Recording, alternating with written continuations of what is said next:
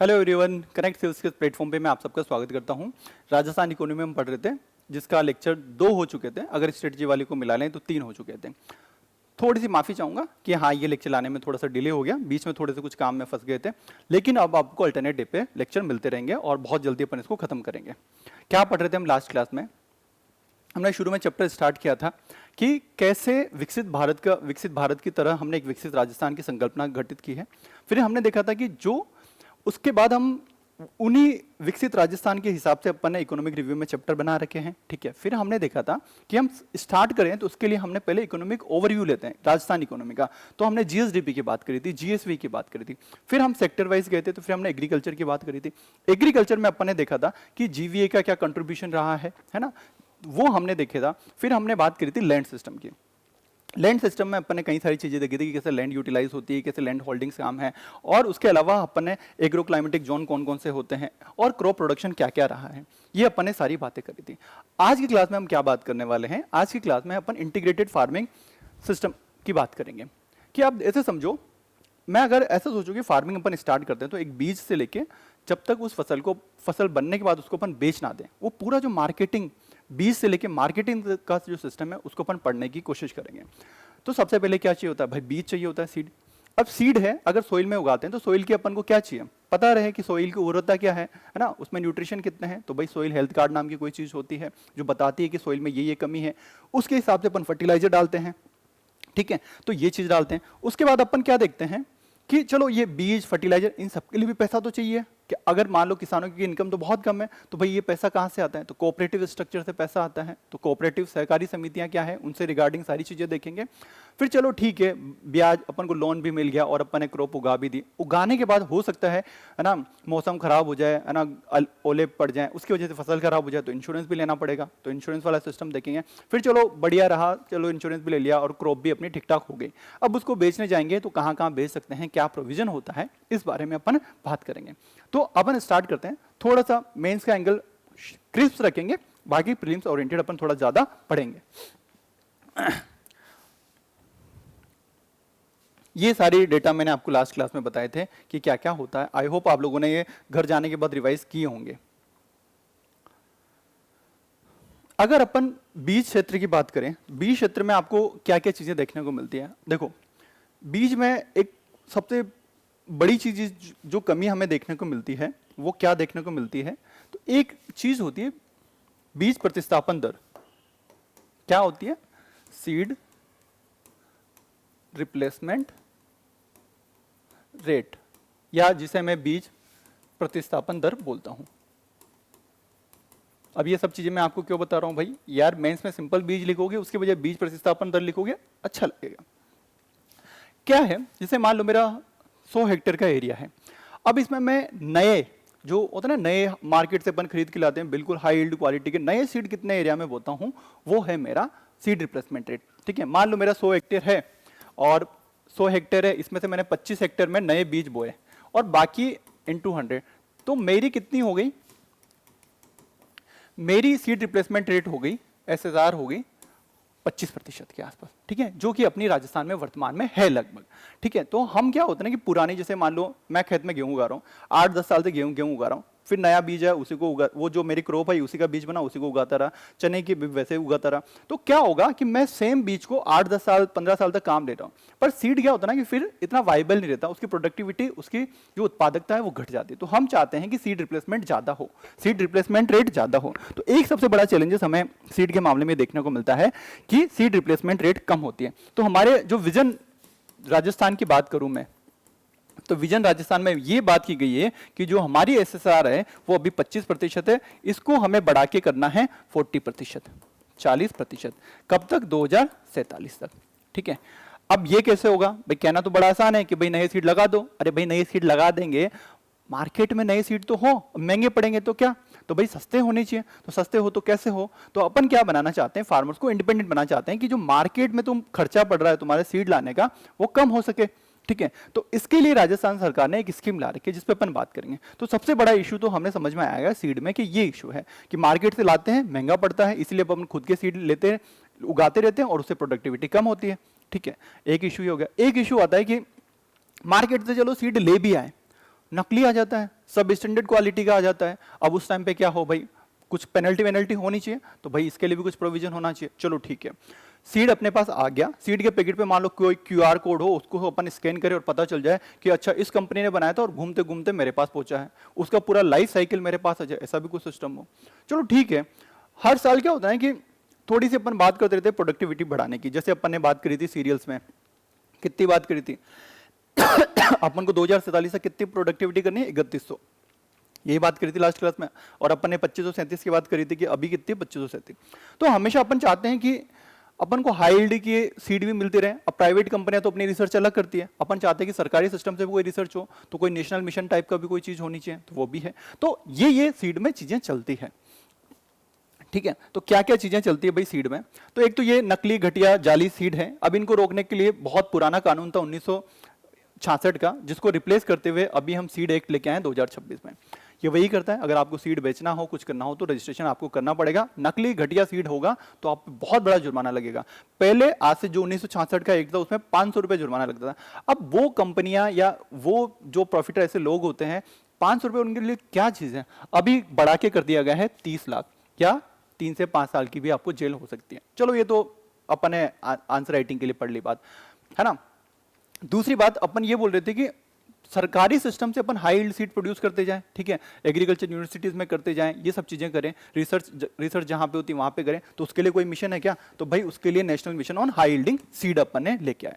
ये सब आपको न्यूज़ सर इंडियन इकोनॉमी में पढ़ाएंगे। मैं यहाँ पे बस एक फुल पिक्चर देने के लिए आपको बता रहा हूं कि हाँ ये फुल पिक्चर है जो सीड में यहाँ पे इनको पता होनी चाहिए। तो भाई उच्च उपज वाले बीजों पर राष्ट्रीय मिशन है, ठीक है।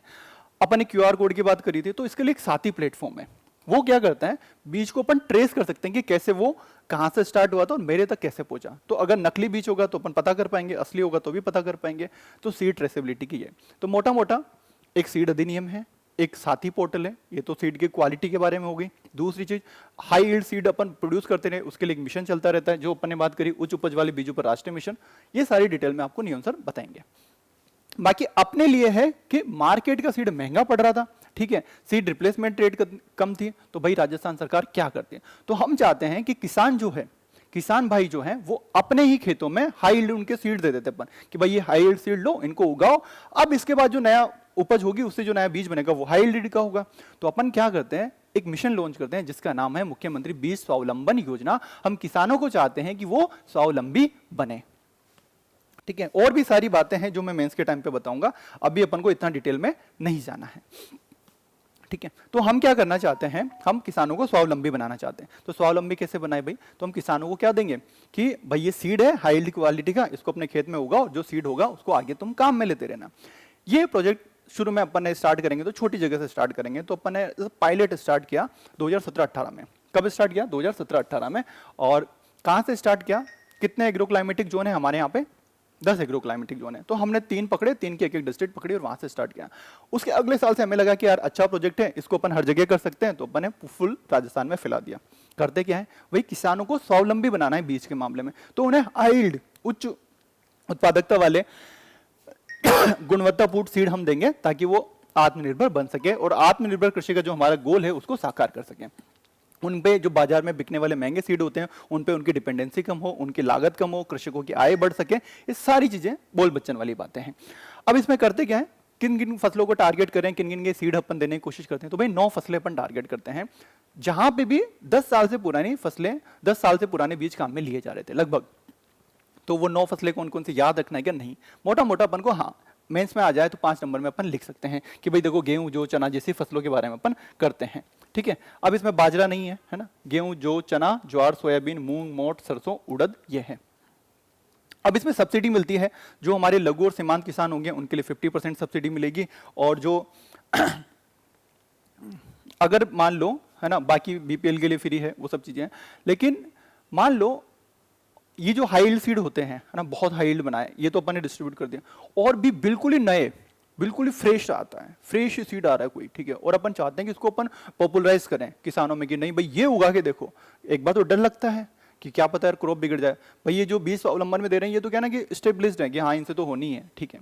लेकिन बिल्कुल ही नए वाले को करें तो अपन फ्री बीज मिनी किट देते हैं कि भाई इनको उगा के देखो। तो कोई नई वेराइटी अपन को प्रमोट करनी है तो अपन बीज मिनी किट देते हैं, ठीक है, जो हम हर साल करते हैं। तो मुफ्त बीज मिनी किट डिस्ट्रीब्यूट किए जाते हैं। लास्ट ईयर की अचीवमेंट क्या रही थी, है ना, 2025-26 में अपन ने टारगेट रखा था कि अपन लगभग 1.13 लाख क्विंटल सीड डिस्ट्रीब्यूट करेंगे और लगभग अपन ने ये प्राप्त भी कर लिया। इस साल क्या रखा हुआ है, इस साल के बजट में क्या बात की गई है मुख्यमंत्री बीज स्वावलंबन योजना के बारे में, कि इस साल अपन 70,000 क्विंटल सीड है उनका डिस्ट्रीब्यूशन करेंगे 90% सब्सिडी पे, ठीक है। तो अपन को इस प्रीलिम्स के लिए याद रख लेना है कि 70,000 क्विंटल सीड का डिस्ट्रीब्यूशन किया जाएगा मुख्यमंत्री बीज स्वावलंबन योजना में, और कितने % सब्सिडी पे, 90% सब्सिडी पे। अब कितना अलॉट हुआ, क्या हुआ, ये चीज नहीं है। अब जैसे मेंस में ये सब चीज आ जाएगी कि इस स्कीम का अपन को फायदा लिखना है, तो इस स्कीम के फायदे लिख सकते हो, आराम से सोच के लिख सकते हैं अपन, ठीक है, कि भाई सीड रिप्लेसमेंट रेट बढ़ेगी और ये सारी चीजें अच्छी अच्छी अपन कर सकते हैं। जैसे कि मान लो ये मुख्यमंत्री बीज स्वावलंबन योजना की अपन बात करें, ठीक है, तो भाई 2017-18 में स्टार्ट करिए अपन ने पायलट प्रोजेक्ट पे, है ना, 3 एग्रो क्लाइमेटिक जोन में, और फिर अपन ने अगले साल 2018-19 से फुल फ्लेज पे अपन इसको लेके आ गए, ठीक है। करते क्या है ना, अपन क्या बनाना चाह रहे हैं, स्वावलंबी बनाना चाह रहे हैं।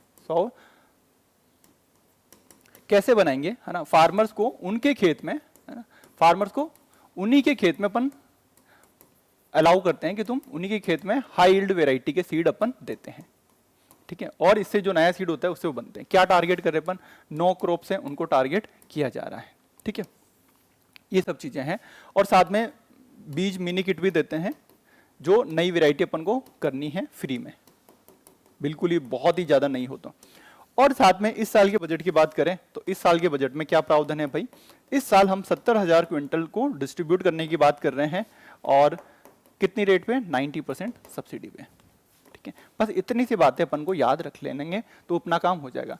यही चीज को अगर मेंस के एंगल से बात करूं और मैं ऐसा बोलूं कि भाई क्या क्या फायदा होगा, तो फायदा अपन ऐसे सोच के देखें कि बेनिफिट किस किस को होगा। तो पहले तो अपन जनरल एसएसआर की बात कर सकते हैं कि एसएसआर का जो हमारा गोल है 40% वो अपन अचीव कर पाएंगे 2047 तक, ठीक है। फार्मर्स की बात कर लें कि फार्मर्स को क्या फायदा होगा, ठीक है, फिर ओवरऑल एग्रीकल्चर को क्या फायदा होगा, ये फायदे करके अपन आंसर लिख सकते हैं। तो ऐसे ही आंसर लिखा जाता है मेंस में, थोड़ा स्टेक होल्डर अप्रोच से चलेंगे, थोड़ा सोचेंगे तो लिख लेंगे। तो बीज के लिए सबसे बड़ी जो चीज है अपन ने देखी कि एक बीज अधिनियम 2026 है, साथी पोर्टल है, उसके अलावा ये जो मैंने सबसे इंपॉर्टेंट अपनी राजस्थान गवर्नमेंट की स्कीम बताई वो यहाँ पे है। उसके अलावा जो एक नेशनल मिशन है उच्च उपज वालों के लिए, वो अपन सब आपको न्यू आंसर पढ़ाएंगे। मेरा काम है मैं आपको एक जगह पे सारी चीजें बता दूं ताकि ये चीजें रहें। इसके अलावा सीड के लिए एक और मिशन है, जैसे हमारा पहले नेशनल फूड सिक्योरिटी मिशन था, तो हमें समझ में आया कि अब फूड सिक्योरिटी तो अपन ने धीरे धीरे प्राप्त कर ली, अब हमें न्यूट्रिशन सिक्योरिटी लेना है। तो इस मिशन का एक तो अपन ने नाम चेंज किया, जो इंडियन इकोनॉमी में आप पढ़ोगे, है ना, national food security and nutrition mission. इसमें भी एक कंपोनेंट होता है सीड कंपोनेंट, उसमें भी अपन प्रमोट करते हैं, ठीक है। तो सीड की ये सारी चीजें चलती है। अपने लिए खासकर आरएस के लिए इंपॉर्टेंट है मुख्यमंत्री बीज स्वावलंबन योजना, जो अभी हमने देखी। उसके बाद अपन बात करें, ठीक है, सीड के लिए और क्या क्या चीजें हैं, कौन कौन सी संस्थाएं राजस्थान में काम करती हैं। तो देखो भाई कौन कौन सी संस्थाएं काम करती हैं। एक है राजस्थान राज्य बीज और जैविक प्रमाणन एजेंसी, ठीक है, और एक है राजस्थान राज्य बीज निगम लिमिटेड, जो अपन ने यहाँ पे देखा। क्या क्या काम करती होगी, एक तो पूरा सीड का कैसे प्रोड्यूस होता है ना, कैसे डिस्ट्रीब्यूशन करना है उसके काम करती होगी, एक है उसके प्रमाणीकरण के काम करती होगी, ठीक है। क्या क्यों याद नहीं रखना, बस मोटा मोटा नाम याद रख लो, ठीक है, कि ये चीजें हैं। एक अगर इसको देखोगे बीज निगम लिमिटेड कंपनी को, तो आप देखोगे कि ये है ना 1978 में अपन ने एस्टैब्लिश करी थी और इंडियन कंपनीज एक्ट में है, तो मतलब कंपनीज की तरह काम करती हैं। ये है एक, ये ऑटोनोमस ऑर्गेनाइजेशन है, मतलब ये क्या गवर्नमेंट की कि नहीं, ऑटोनोमस है, प्रमाणित करती है सीड्स को, ठीक है। तो ये सेक्टर 8 में अपन ने बना रखी है, सेक्शन 8 में बना रखी है। ज्यादा याद नहीं रखना है, प्रीलिम्स में मुझे नहीं लगता ये सब चीजें पूछी चाहिए, बट फिर भी मैंने बता दिया कि ये संस्थाएं काम करती हैं। ऐसे ही एक ओलिव कल्टीवेशन लिमिटेड है, ठीक है। तो नई नकली घटिया सीड के लिए हमारे पास बीज अधिनियम है, ठीक है। ट्रेस करने के लिए साथी पोर्टल है। उसके अलावा कम उत्पादकता वाले बीज होते हैं, लो यील्ड आती है, तो उसके लिए हमने एक नेशनल मिशन बना रखा है हाई यील्ड के लिए। और साथ में मैंने आपको बताया कि जो food security and nutrition mission है उसके अंदर भी अपन सीड कंपोनेंट है, जिसमें भी अपन अच्छे अच्छे फूड सिक्योरिटी में जितने भी क्रॉप्स हैं उनके सीड को प्रमोट करते हैं। सीड रिप्लेसमेंट रेट अपन को 40% बढ़ानी है। मुख्यमंत्री बीज स्वावलंबन योजना का मैंने बता दिया कि एग्रीकल्चर डिपार्टमेंट करता है और ये चीजें अपन को करनी है, इससे अपन आत्मनिर्भरता करेंगे। चलो सीड हो गया। सीड के बाद आ जाओ भाई, सीड के बाद क्या आता है, सीड के बाद क्या आता है? सीड के बाद सीड है, सीड को उगाने के लिए धरती चाहिए। धरती में न्यूट्रिशन, जो हमारी भूमि है उसमें कितने उर्वरता कितनी है, उसकी न्यूट्रिशन कंपोनेंट क्या है वो पता हमें होना चाहिए। तो इसके रिगार्डिंग अपन बात करें तो क्या क्या चैलेंजेस अपन को देखने को मिलते हैं, है ना। ये सब मेंस की बातें हैं जो अपन उस टाइम पे करेंगे, बट फिर भी मोटी मोटी बात कर लेते हैं। आप खुद ने देखा होगा कि अभी सबसे बड़ा चैलेंजेस फर्टिलाइजर में ये आता है कि यूरिया बेस्ड फर्टिलाइजर ज़्यादा है ना। तो रेगुलेटरी भी आप थोड़ा बोल सकते हो कि यूरिया को ज़्यादा प्रमोट किया जा रहा है, तो खेतों में आपको यूरिया की मात्रा ज़्यादा देखने को मिलेगी। दे ठोक के डालते हैं लोग, और इसका जो यूटिलाइजेशन है, जिसको एफिशिएंसी अपन बोलते हैं, वो कम है। एफिशिएंसी कम है, वो यूरिया बह के निकलता है पानी में, नदियों में, वो नुकसान पहुंचाता है, प्रदूषण करता है, नाइट्रोजन पोल्यूशन करता है। एक समस्या ये है। एक सॉइल और फर्टिलाइजर की अपन बात करें, दूसरी समस्या अपन ने देखा होगा कि हमें मृदा क्षरण की भी समस्या देखने को मिलती है, ठीक है। इरोजन अपन को देखने को मिलता है।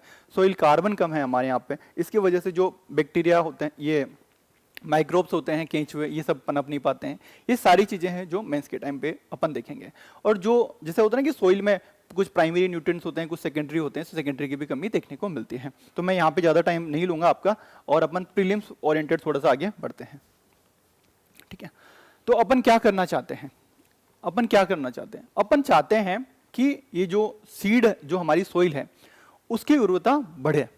उर्वरता बढ़ाने के लिए फर्टिलाइजर डालते हैं। तो फर्टिलाइजर में भी अपन चाहते हैं कि ढंग के सारे फर्टिलाइजर डलें, मिक्स रहे हैं, बैलेंस डलें। और अपन क्या चाहते हैं कि चलो ठीक है, ये तो अपन जो बना के डाल रहे हैं वो, उसके लिए अपन चाहते हैं कि फर्टिलाइजर कैसे हो, नैनो फर्टिलाइजर को अपन डालें कि कम क्वालिटी में काम हो जाए। एक तो 50 kg का कट्टा हो, एक अपन ने एक छोटी 500 ml की बोतल हो गया, उससे छिड़क दिया, उससे काम हो गया। कुछ बायो फर्टिलाइजर जो नेचुरली फर्टिलाइजर का काम करते हैं, वो अपन डालने की कोशिश करें।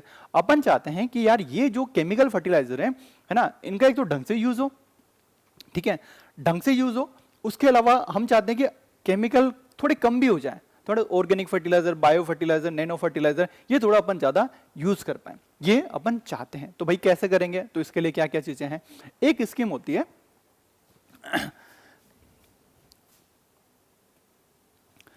सॉइल एंड फर्टिलाइजर की अपन बात कर रहे हैं। सबसे बड़ा जो चैलेंज हमें देखने को मिलता है वो है इम्बैलेंस यूज, है ना, कि ढंग से यूज नहीं है, इम्बैलेंस्ड, है ना, ऑफ केमिकल फर्टिलाइजर। सबसे ज्यादा किसका यूज होता है? यूरिया बेस्ड का ज्यादा होता है, ठीक है। तो भाई इसका समाधान क्या होना चाहिए? इसका समाधान यही होना चाहिए कि अपन क्या करें, केमिकली यूज कर रहे हो तो भाई कट्टे भर भर के मत डालो, आप इसको नैनो तरीके से डाल दो, ठीक है। एक तो जैसे ये क्रॉप है, ठीक है, और ये पत्तियां हैं जैसे मान लो, ठीक है। एक तो फुल छिड़कना हो गया, ठीक है। एक मैं उसको नैनो पार्टिकल में करके डालता हूं फर्टिलाइजर को, और ओनली जहां जहां पे सीधा एब्जॉर्ब हो जाए वहां डालता हूं, पत्तियों पे छिड़कता हूं, ठीक है। ये छोटे, एक तो गए फर्टिलाइजर के ये कण है ना, जो अपन नॉर्मल हो गया, एक बिल्कुल बारीक बारीक नैनो कण हो गया फर्टिलाइजर के। अगर इनको सीधा डालूंगा तो सीधा अवशोषित हो जाएंगे, तो मुझे कम जरूरत पड़ेगी। तो नैनो फर्टिलाइजर को प्रमोट करें, कुछ नेचुरल जो अपन जनरली काम लेते हैं, तो बायो फर्टिलाइजर को यूज करें, ठीक है। और फिर अपन क्या कर सकते हैं, ऑर्गेनिक या जो नेचुरल फर्टिलाइजर होते हैं, ऑर्गेनिक फर्टिलाइजर को यूज करें, है ना। जैसे कि अपने ऑर्गेनिक खाद जो होती है ना, देसी खाद जिसे बोलते हैं, जैसे अपन केंचुए, वर्मी कंपोस्ट ना, ये अपन सब प्रमोट करें, ठीक है। और ये सब प्रमोट करेंगे तो अपन को पहले पता तो चले कि हमारी सोइल में न्यूट्रिशन की कमी कितनी है। इसके लिए अपन क्या कर सकते हैं, सोइल की टेस्टिंग कर सकते हैं, सोइल की टेस्टिंग कर सकते हैं। तो सोइल की टेस्टिंग कैसे करते हैं? तो भाई उसके लिए एक स्कीम है, सोइल हेल्थ कार्ड, जो सेंटर की स्कीम है। जैसे हमारा हेल्थ कार्ड होता है, हम जैसे ईयरली चेकअप करवाते हैं कि देखो भाई मेरे अंदर विटामिन सी है, विटामिन डी है, B12 इतना है, वैसे अपन ईयरली चेकअप कराते हैं। वैसे ही अपन सोइल का चेकअप कराते हैं, सोइल हेल्थ कार्ड। उससे पता चलता है कि सोइल में किसकी कमी है, उसके बेसिस पे तो फर्टिलाइजर डालते हैं। तो एक soil card, soil health card की स्कीम चलती है सेंट्रल गवर्नमेंट की। पहले ऐसा होता था कि हर 2 साल में अपन इशू कर देते हैं, आजकल अपन हर 3 साल में इशू करते हैं। भाई पहले तो, अब आप खुद सोच के देखो, 2 से 3 साल क्यों किए होंगे? क्योंकि 3 साल किसी भी सोइल में 2 साल में तो कोई फर्क पड़ता नहीं है, 3 साल ठीक ठाक होता है कि हाँ 3 साल में थोड़ा बहुत फर्क पड़ गया होगा, तो अपन चेंज देख लेते हैं। 2 साल बहुत कम हो जाता है, 3 साल कर दिया। और बार बार इतने सारे किसानों को इश्यू करना, है ना, सोइल हेल्थ कार्ड इशू करना, तो बहुत सारे लॉजिस्टिक चैलेंजेस होते हैं। तो एक तो किसी चीज को आप 2 साल करो, एक 3-3 साल में करो, तो थोड़ा सा बर्डन कम होता है। तो अभी इस स्कीम को कितना सोइल हेल्थ कार्ड की स्कीम को कितने साल में इशू करते हैं अपन? हर 3 साल में करते हैं। ये फर्टिलाइजर है, तो इनका अपन डिस्ट्रीब्यूशन करवाते हैं, तो इसमें कौन कौन से फर्टिलाइजर आते हैं वो अपन देखेंगे, सोइल हेल्थ कार्ड स्कीम अपन देखेंगे। और ये जो अपन बात कर रहे हैं, है ना, इसके लिए ऑर्गेनिक, खासकर ऑर्गेनिक फर्टिलाइजर या वर्मी कंपोस्ट को प्रमोट करने के लिए सरकार लेके आती है जैविक उर्वरक योजना, अपनी राजस्थान सरकार लेके आती है। तो अपन इस पे भी बात करेंगे, ठीक है। तो कर लेते हैं बात भाई, देरी क्यों करनी। सोइल हेल्थ कार्ड स्कीम की मैं बात करूं, ठीक है, कब लॉन्च हुई थी, बहुत पुरानी स्कीम है। तो ये फरवरी 2015 के आसपास अपने राजस्थान से सूरतगढ़ से लॉन्च करी थी, ठीक है। और इसका जो मोटो है कि स्वस्थ धरा खेत हरा, अगर आपकी धरती स्वस्थ है तो आपका खेत हरा भरा रहेगा, तो ये इसका मोटो है।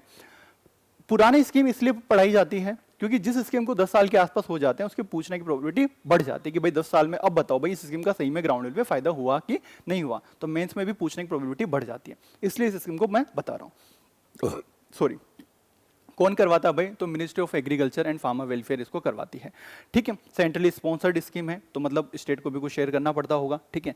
और पहले ऐसा था कि इसको किसी दूसरी स्कीम के साथ किया था और अभी इसको राष्ट्रीय कृषि विकास योजना के साथ मर्ज कर दिया गया है, उसके अंदर अभी ये चलती है। पहले national mission on sustainable agriculture के साथ चलती थी। ये सब अभी ज्यादा काम की चीजें नहीं है, मेंस के टाइम में अपन देखेंगे, है ना। बट इसमें 12 पैरामीटर्स होते हैं जिनका टेस्ट किया जाता है, यही जरूर अपन को याद रखना है कि कुछ मैक्रो न्यूट्रिएंट्स होते हैं 4, कुछ माइक्रो होते हैं 5 और कुछ फिजिकल पैरामीटर होते हैं 3। ऐसे कर लो 4, 5, 3 ये होते हैं। क्या क्या चेक होते हैं एक बार पढ़ लेते हैं ताकि एग्जाम में अगर कोई इधर उधर अपन को फंसाने की कोशिश करेगी सोइल हेल्थ कार्ड में ये चीज होती है या नहीं होती है, तो अपन कर सकते हैं। तो फिजिकल पैरामीटर में पढ़ा तो मैं सारे सकता हूँ कि 12 के 12 के उपयोग क्या, पर अपन ने लिए लेक्चर लंबा हो जाएगा, अभी सेंस बनता नहीं है, ये सब फाउंडेशन में देखते हैं। तो 12 में एक तो पीएच चेक करते हैं फिजिकल पैरामीटर में, एक इलेक्ट्रिकल कंडक्टिविटी चेक करते हैं और एक अपन ऑर्गेनिक कार्बन चेक करते हैं। तो ये फर्टिलिटी बताती है हमें कि क्या क्या है। उसके बाद माइक्रो न्यूट्रिएंट में अपन क्या क्या करते हैं, जिंक करते हैं, आयरन करते हैं, कॉपर करते हैं, मैग्नीज करते हैं एंड बोरॉन करते हैं, ठीक है। और मैक्रो न्यूट्रिएंट में नाइट एनपीके तो है ही, उसके अलावा अपन सल्फर भी करते हैं। तो ये हल्का फुल्का सा याद रख लेना, उसमें अपना काम हो जाएगा। मेन स्कीम अपन आते हैं जो राजस्थान की है जिससे पूछे जाने की प्रोबेबिलिटी ज्यादा है, तो वो है, क्या नाम है भाई, राजस्थान की स्कीम है गोवर्धन जैविक उर्वरक योजना। मुझे वर्मी कंपोस्ट प्रमोट करना है, कैसे करूं भाई। अब देखो मुझे ये पता है ना, मैं एक काम करता हूं कि मैं प्रमोट करना है, मुझे डंका फर्टिलाइजर भाई ये हो रहा है। अब मैं एक काम करूं, मुझे पता है कि हमारे यहाँ पे पशुपालन ठीक ठाक होता है, ठीक है, तो इनका कुछ अपशिष्ट निकलता होगा, ठीक है। तो अभी अपन देसी तरीके से वो होता ना कि रेवड़ियों में वो भर भर के गोबर डालते रहते हैं, ठीक है, तो उसमें केंचुए थोड़े कम पनपते हैं। अगर मैं बोलूं कि ढंग से बनाएं, आप एक काम करो कि सरकार बोलेगी यार आप हमसे पैसे ले लो और अपने ही खेत में वर्मी कंपोस्ट की यूनिट बना लो, ठीक है। तो आप अपने पैसे दे दिए कि ऐसे सीमेंट की यूनिट बना लो और ऐसे ये स्ट्रक्चर बना लो। अब इनमें केंचुए छोड़ दिए और ये अपशिष्ट जो है इसको डाल दो, तो आपकी क्या बन जाएगी, खाद बनती जाएगी, ठीक है। तो ये स्कीम सिंपल सी यही है ना। गोवर्धन, ये जो हमारे गायों का अपशिष्ट होता है उसको अपन क्या करें, वर्मी कंपोस्ट यूनिट में करके, और इसका फिर धीरे धीरे क्या होगा, हास होगा और फिर अपना क्या बन जाएगा, है ना, ये बन जाएगा फर्टिलाइजर, देसी खाद अपनी तैयार हो जाएगी, देसी वाली, ठीक है, देसी वाली अपनी हो जाएगी। तो इसमें अपन करते क्या है, अपन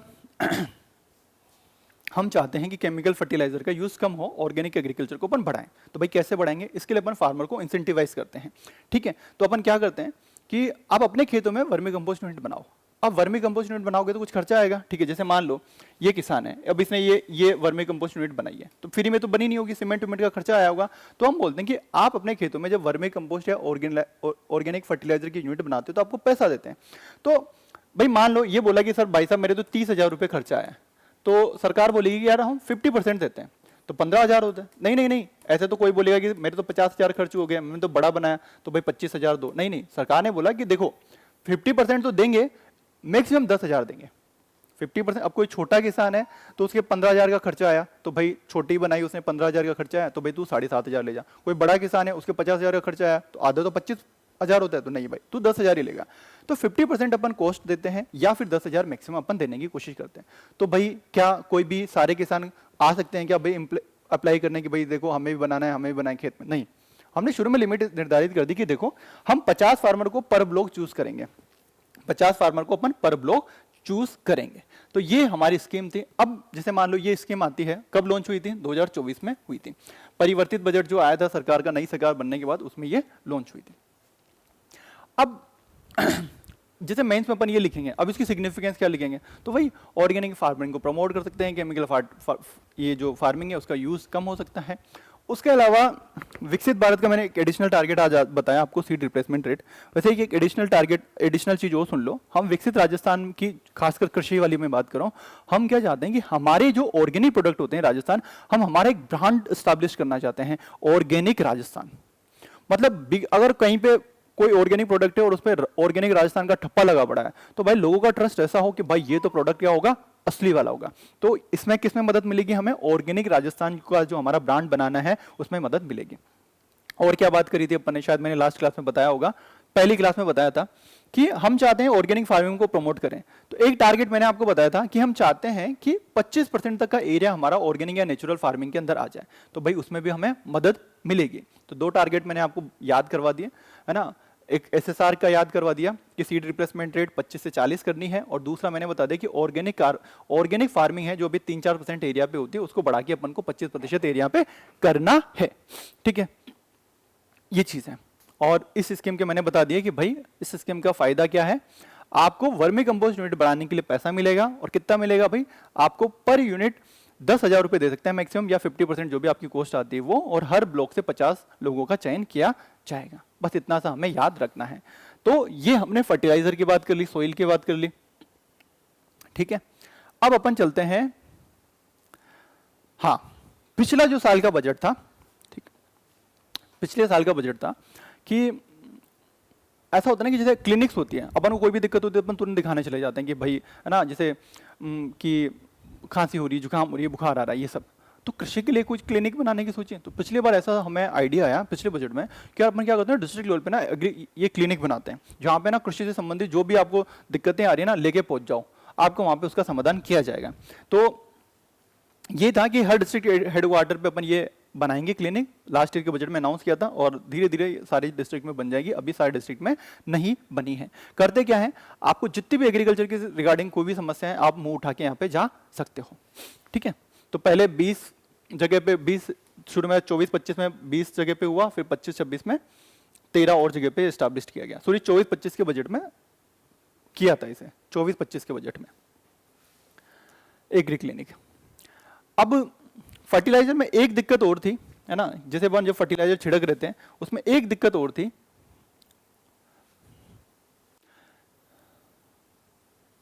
कि जब अपन ये केमिकल फर्टिलाइजर छिड़कते हैं, है ना, तो अपन ने बता दिया कि अपन खूब सारा छिड़क देते हैं और कहीं पे भी छिड़क देते हैं। और इसकी वजह से कभी कभी क्या होता है ना कि अगर ढंग से नहीं छिड़कते तो फार्मर्स इनहेल कर लेते हैं, उसकी वजह से डेथ भी हो जाती है। तो अपन ने क्या किया कि एक काम करते हैं, ज्यादा भी खर्च ना हो, बच भी जाए, जहां डालना है वहीं पे डले और डेथ होने से भी बच जाए। तो इसके लिए, और महिलाओं को भी समृद्धि हो जाए, तो इसके लिए एक बढ़िया स्कीम सोचिए कि एक काम करते हैं अपन, ड्रोन से करते हैं। आपको याद आ रहा होगा विकसित राजस्थान, उसमें एग्रीकल्चर में अपन ने क्या बात करी थी, है ना, हाईटेक फार्मिंग अपन करना चाहते हैं। एक थ्रस्ट एरिया हमारा ये भी था। तो भाई हाँ, ड्रोन से खेती करते हैं। तो ड्रोन से खेती कैसे करेंगे, टेक्नोलॉजी का कैसे यूज करेंगे, तो अपन ड्रोन से फर्टिलाइजर, पेस्टिसाइड इनका छिड़काव करना स्टार्ट करते हैं। तो इसके लिए अपन ने एक स्कीम लेके आए अपन, नमो ड्रोन दीदी योजना। ठीक है, तो ये 30 नवंबर 2023 को लॉन्च करी थी प्रधानमंत्री महोदय ने। ठीक है, और केंद्रीय क्षेत्र की योजना है, 100% इसका सरकार देती है। करते कैसे हैं, कैसे क्या करते होंगे, एक सिंपल सा फंडा ऐसा है। एक स्कीम चलती है अपने, है ना, दीनदयाल अंत्योदय योजना, नेशनल रूरल लाइवलीहुड मिशन। ठीक है, पढ़ाऊंगा मैं जब अपन रूरल पढ़ेंगे, जब हम ग्रामीण क्षेत्र की बात करेंगे। अब इसमें क्या होता है ना कि अपन सेल्फ हेल्प ग्रुप, स्वयं सहायता समूह को प्रमोट करते हैं, स्वयं सहायता समूह को प्रमोट करते हैं ना, महिलाओं के ग्रुप को प्रमोट करते हैं कि यार आपस में आप एक ग्रुप में काम करो और उससे कुछ भी प्रोडक्ट बनाने की कोशिश करो और उनको आप मार्केट में बेचो। तो अपन एसएचजी को प्रमोट करते हैं। तो भाई ठीक है, तो हमने देखा कि यार एसएचजी तो काम कर रही है, एक काम करते हैं, इनको अपन है ना ड्रोन दिला देते हैं, सबको ड्रोन दिला देते हैं। अब ड्रोन दिलाएंगे तो भाई खर्चा होगा तो भाई, है ना, कुछ सब्सिडी अपन को देनी पड़ेगी। तो इन्होंने बता दिया कि भाई देखो, एक काम करो, आपको इस पे अपन छूट देंगे, है ना, आप जब भी ड्रोन खरीद रहे हो तो उसकी लागत का जो भी खर्चा आएगा, है ना, उसका 80% तक देंगे, और मैक्सिमम कितना देंगे, 8 लाख रुपए। 80% तक खर्चा या मैक्सिमम 80 लाख देंगे। तो मान लो 10 लाख का ड्रोन आ रहा है, तो 80% कितना हुआ 8 लाख, और 8 लाख की मैक्सिमम दे सकते हैं तो दे दिया। अच्छा आप बोलो कि नहीं हम तो 20 लाख का ड्रोन लाएंगे, तो 20 लाख का 80% तो 16 लाख हो गया, तो 16 लाख नहीं देंगे भाई साहब, 8 लाख ही देंगे। तो 80% या 8 लाख।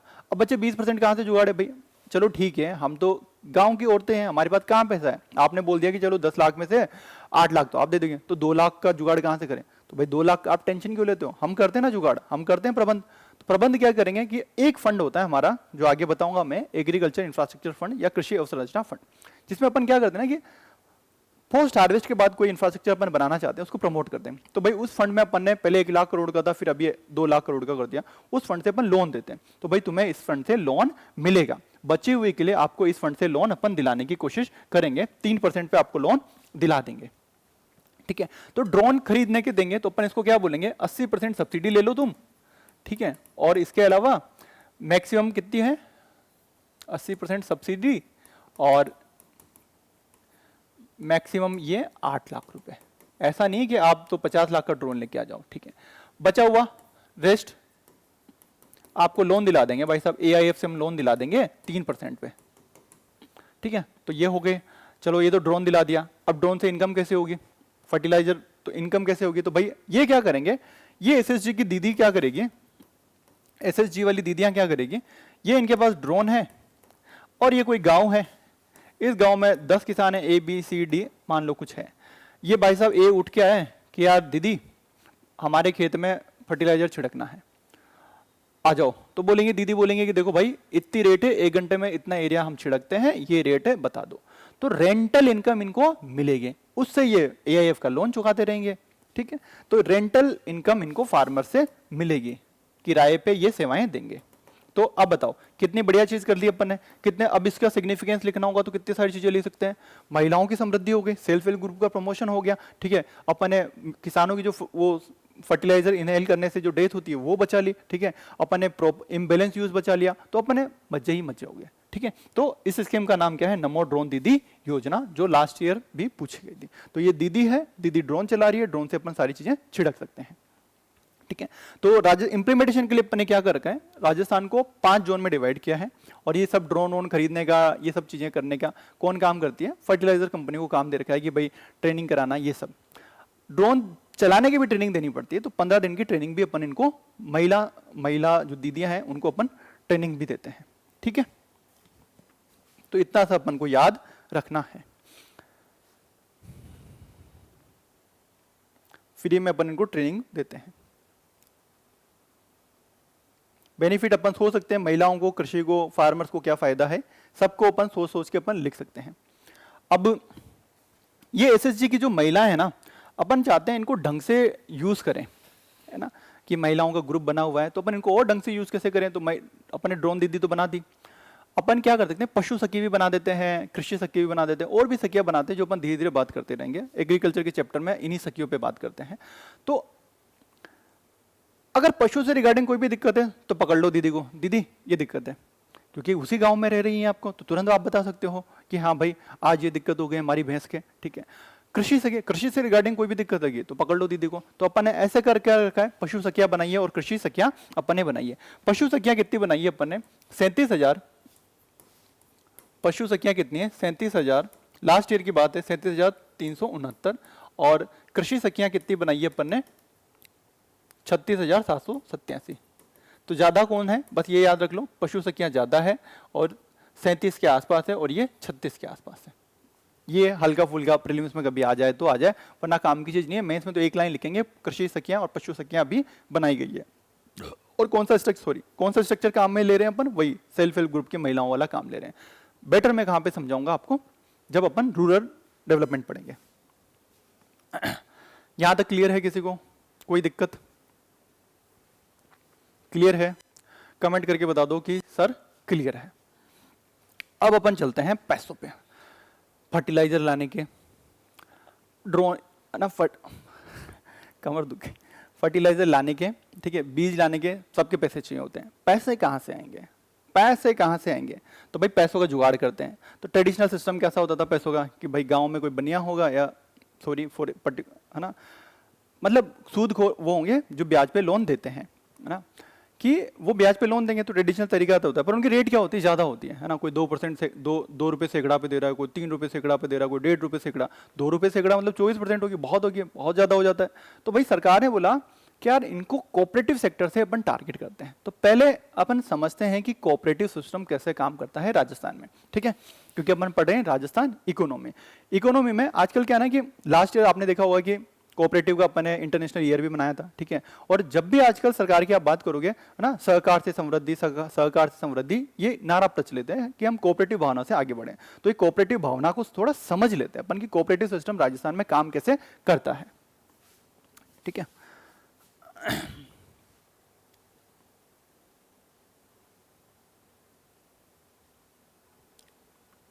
ठीक है, ये हमारे साइड का एरिया है, बोरखेड़ा के किसान थे, ठीक है, बहुत पुरानी बात है, लगभग 50-60 साल पुरानी। अब इनको एक बार किसी लोन की जरूरत पड़ रही थी, तो बैंकों के पास गए। बहुत ही उस टाइम पे बैंकों की 1960-70 की बात कर रहा हूँ मैं, इतने समृद्ध नहीं हुआ करते थे, प्राइवेट बैंक भी डूब रहे थे।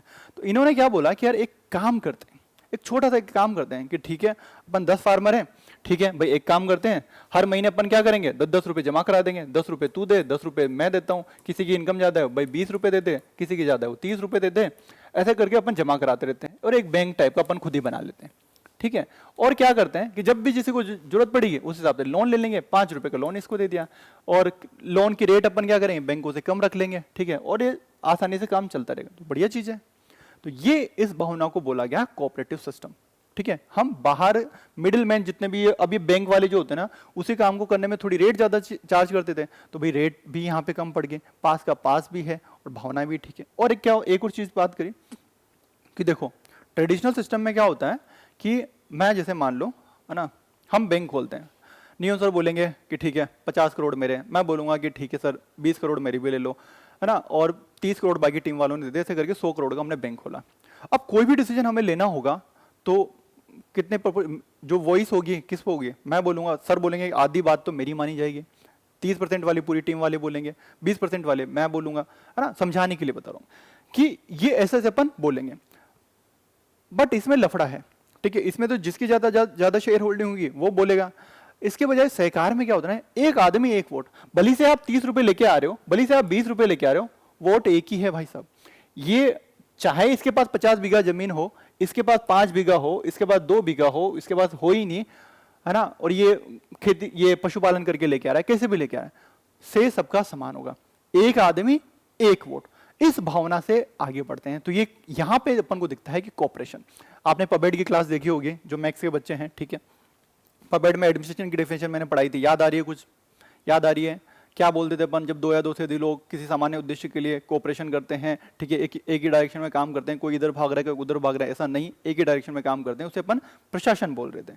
वही ये है कोऑपरेशन, कि जब 2 या 2 से अधिक लोग साथ में आ रहे हैं, किसी कॉमन उद्देश्य के लिए साथ में आ रहे हैं, है ना, उसी चीज को अपन कोऑपरेशन बोलेंगे, कोऑपरेटिव बोलेंगे, ठीक है। और जो ये समितियां बना के ये काम कर रहे हैं उसको अपन कोऑपरेटिव सोसाइटी अपन बोलेंगे। तो एक तो ये होगी। एक और चीज जैसे समझो, समझाने के लिए कि ये गांव का कोई दूध वाला है, ठीक है, दूध वाला नंबर 1, दूध वाला नंबर 2, दूध वाला नंबर 3, ये अपन जयपुर में बैठे हुए हैं, ठीक है। ये नियोन सर का घर है, ये मेरा घर है, ठीक है, ये पीयूष सर का घर है, ये गणपत सर का घर है, ये डूंगर सर का घर है, ये सबके घर हैं, खूब सारे हैं, ये आप स्टूडेंट हो, खूब सारे, अपनी भीड़ खूब सारी है। ये भाई साहब को लग रहा है कि अभी बेचने जाते हैं तो गांव में कोई एक डेयरी खोल के बैठी हुई है और उसको दूध बेचने जाते हैं। डेयरी वाला बोलता है कि यार आज तो दूध की जरूरत ही नहीं है, दूध तो पहले से पड़ा हुआ है, आज तो मैं 5 लीटर ही लूंगा, आप लेके गए 10 लीटर, आज तो 5 लीटर ही लूंगा, घाटा है 5 लीटर का, क्या करूँ, अब दूध तो ज्यादा है। कभी बोलेगा कि देखो भाई साहब यार आपके दूध में ना क्वालिटी नहीं है, ये तो 25 रुपए का ही पड़ेगा, तो रेट फिक्स नहीं है, ठीक है। अब अगर मैं ये सबको एक आइडिया लगा कि यार लोग दूध चाहते भी हैं, गांव का दूध भी चाहते हैं और अपन बेचना भी चाहते हैं, फिर भी साला रेट नहीं मिल रही, तो भाई लफड़ा कहां पे हो रहा है। तो इन्होंने क्या सोचा, एक काम करते हैं कि अपन है ना ग्रुप बना लेते हैं, ठीक है, तो 3-4-5 10 लीटर इसका, 5 लीटर इसका, 20 लीटर इसका, भाई अपना एक छोटी अपन ने कोऑपरेटिव बना ली 20 लीटर, अब अपन भाई बेचेंगे, है ना, एक साथ किसी बल्क में बेचेंगे, ठीक है। ऐसे करके अपने ये गांव लेवल पे अपन ने कोऑपरेटिव बना ली मान लो, ठीक है, गांव लेवल पे। ऐसे ही और किसानों दूसरे गांव के लोगों ने बना लिए कि हमारा भाई 50 लीटर दूध है, ठीक है। फिर अब किसी के मान लो ऐसा हो गया, एक गांव है दूसरा गांव है, ये सब मिलके क्या बना देंगे, एक डिस्ट्रिक्ट कोऑपरेटिव बना देंगे कि भाई 1000 लीटर दूध हमारा हो गया, ठीक है। ये डिस्ट्रिक्ट कोऑपरेटिव अपन ने बना दी, ठीक है। अब ये डिस्ट्रिक्ट में भाई ये जयपुर वाली जैसे डिस्ट्रिक्ट बनी, तो जयपुर के अपन ने क्या किया, अकेले बेचने जाते तो ये सारे लोग अपन को मिल नहीं रहते, अपन ने क्या किया, दूध को इकट्ठा किया, ठीक है, छोटे छोटे इकट्ठा किया, कोऑपरेटिव बना लिया, ठीक है, और यहाँ पे बेचने निकले। क्या फायदा हुआ, फायदा ये हुआ, एक तो बड़ा मार्केट मिल गया, बड़ा मार्केट मिल गया, ठीक है, और ये सारा सिस्टम फेयर है। दूध की फेट देखेंगे, जब भाई ये अपन ने कोऑपरेटिव बना ली, फेट कितनी है, एसएनएफ कितनी है, उस हिसाब से रेट दे दो, है ना। तेरे दूध में भाई फेट इतना है, तेरे दूध में एसएनएफ इतना है, तेरे को इतनी मिलेगी। ये तो मनमर्जी चलाते थे, है ना। यहाँ पे तो थोड़ा लड़ाई झगड़ा करना पड़ता था, क्यों, मजबूरी अपनी फंसती थी। यहाँ पे अपन ने बोला कि अपन ने बनाया है तो फिक्स कर लेते हैं भाई, जिसके दूध में जो क्वालिटी है उस हिसाब से उसको पैसा ले जाए। तो यहाँ से ये आए, इनको पैसा मिल गया, इन्होंने दूध सप्लाई कर दिया, इनको पैसा मिल गया, ठीक है। और ऐसा ही सेम सिस्टम यहाँ पे पहुंचा। अब ये 1000 लीटर अपन चाहें तो आगे डिस्ट्रीब्यूट कर सकते हैं। इससे क्या हो गया कि सबको एक रेट में बेच दिया कि 27 रुपए की थैली पड़ेगी भाई साहब, हाफ लीटर की 500 ml की, ठीक है। तो एक यूनिफॉर्म रेट में अपन ने सबको बेच दिया, है ना। अब ऑटोमेटिकली देखोगे तो ये सारे जो फार्मर थे, ये सारे पशुपालक थे, इनको बहुत बड़ा मार्केट मिल गया, ठीक है। इनको इनकी यूनिफॉर्म रेट मिल गई, अलग अलग नहीं मिल रही, यूनिफॉर्म रेट मिल जा रही, ये सब चीजें हो गई। इस स्ट्रक्चर को भी अपन क्या बोलते हैं, सहकार की भावना बोलते हैं, कोऑपरेशन की भावना बोलते हैं, कि ये लोग साथ में आके बने, ठीक है। अब जैसे मान लो, जैसे ये तो अपन ने मान लो जयपुर की बात कर ली, ठीक है, कि जयपुर की कोऑपरेटिव हो गई बड़ी, ऐसे कोटा बूंदी की हो सकती है, ऐसे दूसरे डिस्ट्रिक्ट की हो सकती है, ठीक है। और फिर ये सब मिलके एक और बड़ी बना लेंगे, ठीक है। अब एक और चीज समझो, है ना, अपन ने जैसे कि मान लो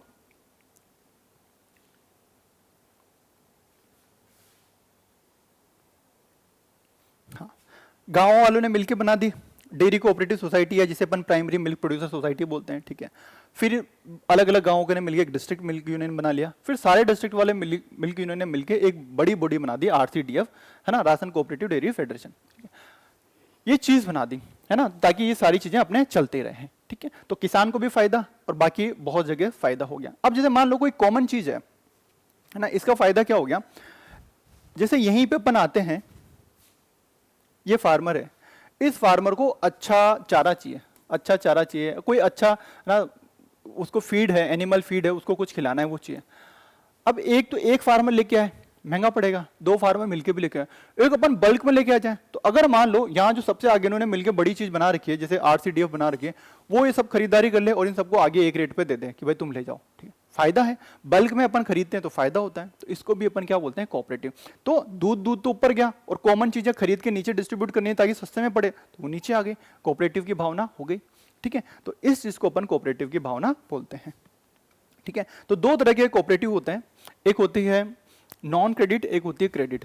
क्रेडिट मतलब जो लोन वोन देने का काम करती है, जैसे अपन ने वो बोरखेड़ा वाला बैंक देखा, है ना, या सरकारी बैंक जो आप गांव में देखते हो, वही वाली बैंक की बात कर रहा हूं मैं। एक नॉन क्रेडिट जो ऋण नहीं देती, ये जैसे अपन ने दूध वाली की बात करी, तो नॉन ऋण में, नॉन क्रेडिट में भी कई सारी कोऑपरेटिव हो सकते हैं, ठीक है। ये दूध वाली हो गई, ठीक है। फॉर एग्जाम्पल, आपने कमर को क्या हो गया, आपने हॉस्पिटल में देखा होगा, उपभोक्ता की दुकानें होती हैं और वहां पे अपन को निःशुल्क दवाइयां मिलती हैं, ठीक है, या कम रेट पे दवाइयां मिलती हैं। तो सरकार की स्कीम में निःशुल्क वाली, तो वरना तो रेट तो लगेगी थोड़ी बहुत, पर कम रेट की लगती है, जेनरिक मेडिसिन होती है। अब इसके लिए कैसे करते होंगे, ठीक है। तो मान लो अपन ने क्या किया, है ना, कि एक बड़ी बॉडी बना दी, वही पहले तो छोटी छोटी उपभोक्ता की दुकानें आई, ठीक है, और डिस्ट्रिक्ट लेवल का उपभोक्ता संघ बन गया, ये तो क्या हो गया, नीचे वाली दुकान है, और एक स्टेट लेवल की अपन ने कोई बॉडी बना दी, कॉन्फेड, ठीक है। तो भाई ये बोलेगा कि यार देखो, मेरी मेडिकल पे मुझे चाहिए 10 तो आई ड्रॉप भिजवा दो भाई साहब, 10 सिरिंज भिजवा दो, है ना, 50 पैरासीटामोल के पत्ते भिजवा दो, ठीक है। ये सब ये बोलेगा कि भाई मेरे को, है ना, डाइक्लोफिनेक भिजवा दो, ठीक है, मेरे को रिफ्रेश टीयर भिजवा दो, मेरे को ये भिजवा दो, मेरे को ये भिजवा दो। अब अकेले अकेले लेने जाए महंगा पड़ेगा, और जेनरिक चीजें चाहिए तब भी अपन ऐसे नहीं दे सकते, तो अपन क्या करेंगे, और ये सारा ऑर्डर आ गया डिस्ट्रिक्ट के पास, ऐसे दूसरा डिस्ट्रिक्ट होगा, ठीक है। अब इनके बजाय कॉन्फेड क्या करेगा, कॉन्फेड क्या बोलेगा, ठीक है तुम क्यों घबराते हो, मैं निकालता हूं ना टेंडर। कॉन्फेड क्या बोलेगा कि देखो भाई साहब, इतनी पैरासीटामोल के पत्ते चाहिए, मार्केट में जो जो भी मेडिकल वाले हैं जेनरिक दवाइयां बनाते हैं, आ जाओ, और ये टेंडर है। तो ये सब काम कौन कर रहा है, कॉन्फेड कर रहा है। तो ये भी यहाँ पे भी कोऑपरेटिव की भावना है, यहाँ पे भी सहकार की भावना है। ये क्या करेगा, टेंडर निकालेगा, ठीक है। तो कॉन्फेड ये काम करता है, ठीक है। आरसीडीएफ देखा था अपन ने दूध में। ऐसे ही मैं ये समझाना चाह रहा हूं कि कुछ लोन देने वाले होंगे, कुछ बिना लोन देने वाले होंगे। बिना लोन देने वाले में डेयरी आ गया। ये जैसे नागरिक जो सेवा आपूर्ति अपन बोलते हैं, जिसमें एक तो मैंने मेडिसिन बताई, ठीक है। एक अपने जैसे मान लो चने हैं, चने हुए अपने यहाँ पे, ठीक है। अब इधर चने हैं, ठीक है। तो मैं चाहता हूं कि लोगों को डंकी रेट पे चने मिले, ठीक है। डंकी रेट पे चने मिले तो एक काम करते हैं, सारे चना प्रोक्योर कर लेते हैं, है ना, और कॉर्नफेड ले लेता है, ठीक है। और कॉर्नफेड अपना एक उपहार नाम से ब्रांड निकाल देगा, उस नाम से चने बेचो, है ना। तो अपन क्या करेंगे, कंज्यूमर को टारगेट करते हुए कि उन्हें एक सही रेट पे चीजें मिल जाए, वो भी अपन कर सकते हैं। तो इस तरह से मैं ये समझाना चाहता हूं कि इस तरह से कोऑपरेटिव स्ट्रक्चर हमारे यहाँ पे काम करता है। फॉर एग्जाम्पल तीसरा और एग्जाम्पल ले लो भाई, ठीक है। अपना क्या एग्जाम्पल की अपने पास कमी थोड़ी है। खेतों में क्या, गांव में या छोटे कस्बों में आपने प्राइमरी एग्रीकल्चर क्रेडिट सोसाइटी देखी होगी, है ना। प्राइमरी एग्रीकल्चर क्रेडिट सोसाइटी, है ना, क्रय विक्रय समितियां आपने जिसे अपन बोलते हैं एग्रीकल्चर क्रेडिट, क्रय विक्रय समितियां होती हैं। तो अब ये नीचे फार्मर हैं खूब सारे, 1 2 3 4 5। अब इनको चाहिए हाई क्वालिटी का सीड, हाई क्वालिटी का फर्टिलाइजर। तो अगेन क्या करेंगे, एक ऊपर ही खूब सारे मिलके एक ऊपर ही ऊपर हो जाएगी राजफेड। ये क्या करेगी, ये सारी चीजें बल्क में खरीदेगी और नीचे पीएसीएस को देगी और ये नीचे फार्मर्स को देंगे, ठीक है। क्रेडिट वाली चीजें हो गई, ठीक है। तो ये इस तरह से अपन करते हैं, ठीक है। अब अपन कोऑपरेटिव को थोड़ा सा देख लेते हैं कि कोऑपरेटिव को क्या है, फिर राजस्थान में कौन कौन सी स्कीमें अपने चल रही हैं। तो कोऑपरेटिव का फुल फॉर्म होता है मिलजुल के कार्य करना, ये सब चीजें। इनका मोटो है एक सबके लिए सब एक के लिए, एक सबके लिए सब एक के लिए, एक आदमी एक वोट, इनका काम करता है। राजस्थान में कोऑपरेटिव सेक्टर की स्थापना कैसे हुई, तो भाई राजस्थान में कोऑपरेटिव मूवमेंट की जो शुरुआत हुई 1904 में अजमेर से हुई। तो सेम ईयर में 1904 में अपन बात करें, पहला कोऑपरेटिव सेक्टर का जो बैंक है सहकारी कृषि बैंक 1904 में बनता है भरतपुर में। ये चीजें हमें प्रीलिम्स के लिए चाहो तो याद रख सकते हो, पर मैं तो फिर भी बोलता हूँ कि मत ही याद रखो, क्यों ही दिमाग के बोझ बढ़ाना। काम की चीजें याद रखेंगे, मैं बता दूंगा क्या क्या काम की चीजें हैं। मेरा काम है फिर भी मैं आपको इन्फॉर्मेशन दूं ताकि कभी कोई इधर उधर से क्वेश्चन आ जाए तो आप हल्का फुल्का आपको आइडिया रहे, है ना। बस इतना सा काम है।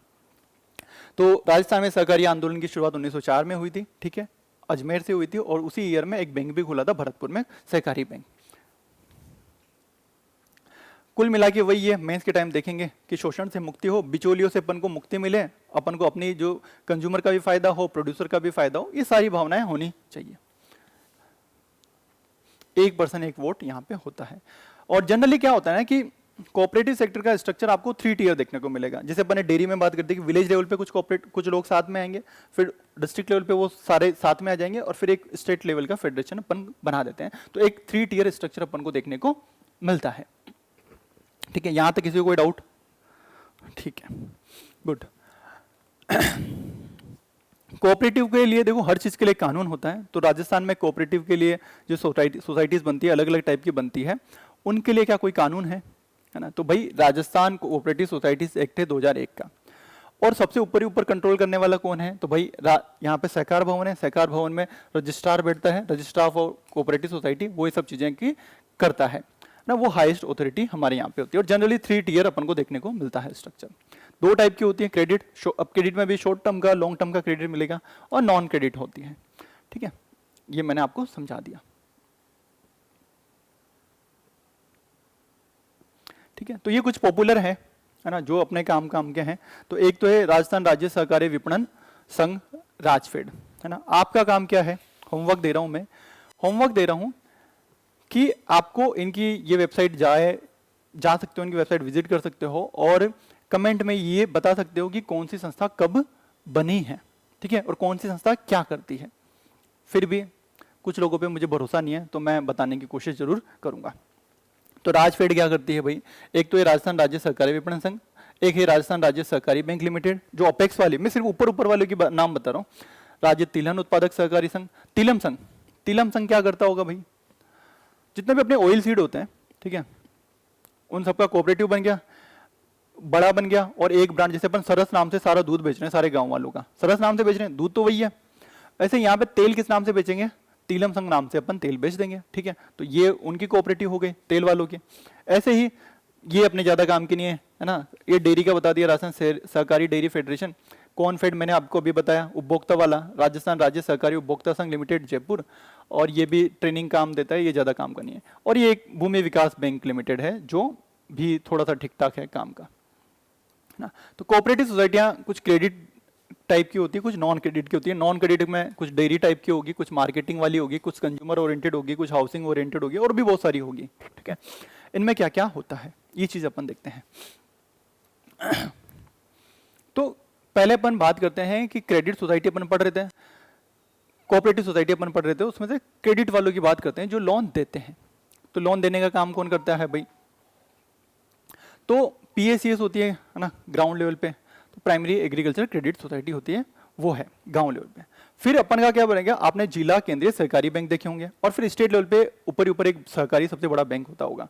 तो स्ट्रक्चर ऐसा होना चाहिए कि ये पीएसीएस है ना, और फिर ये डिस्ट्रिक्ट के कोऑपरेटिव है, और ऊपर ही ऊपर क्या है, एक हमारा अपेक्स बैंक है ऊपर ही ऊपर जो जयपुर में है, ये है, ठीक है। तो ये सारे पैसा जमा करवाते होंगे, पैसा जमा करवाते होंगे, बच जाता होगा जो डिस्ट्रिक्ट में पहुंचता है, फिर सारे डिस्ट्रिक्ट जमा कराते होंगे, बच जाता होगा जो यहाँ पहुंचता है, ठीक है। जनरली बचना छोड़ो, इनको जरूरत ही पड़ती है। तो अब जरूरत पड़ती है तो अपेक्स बैंक कहाँ से पैसा लाता होगा, ये नाबार्ड से, सरकार से, कहीं से भी पैसा लाता होगा, और सिस्टम उल्टा चलता है कि ये डिस्ट्रिक्ट कोऑपरेटिव को देगा और ये प्राइमरी एग्रीकल्चर क्रेडिट सोसाइटी को देंगे कि भाई ये पैसा लो और आगे सहकार के हिसाब से लोन दो, रेट कम लेना। तो सहकारी समितियों की अपन बात कर रहे हैं। ये पीएसीएस बहुत अपन मल्टीपर्पज के लिए काम में लेते हैं, इनकी बहुत सारे चीजें अपन करते हैं। और अब इसमें दो तरह के लोन होते हैं, अल्पकालीन ऋण और दीर्घकालीन ऋण हमें देखने को मिलते हैं। अल्पकालीन ऋण जनरली 1 साल के लिए जो अपन लेते हैं, दीर्घकालीन जो अपन लॉन्ग टर्म कोई मान लो स्ट्रक्चर बनानी है, ठीक है, मान लो मेरे को गांव में कशीदाकारी स्टार्ट करवानी है, कोई मशीन लानी है, कोई ढंग का काम करना चाहता हूँ, उसके लिए भी लोन मिलते हैं, ठीक है। तो बड़े कामों के लिए, ये तो छोटे कामों अल्पकालीन के लिए, बड़े कामों के लिए प्राथमिक भूमि विकास बैंक होते हैं जो राजस्थान में कितने हैं, 36 है। ये इकोनॉमिक रिव्यू का आपका डेटा है।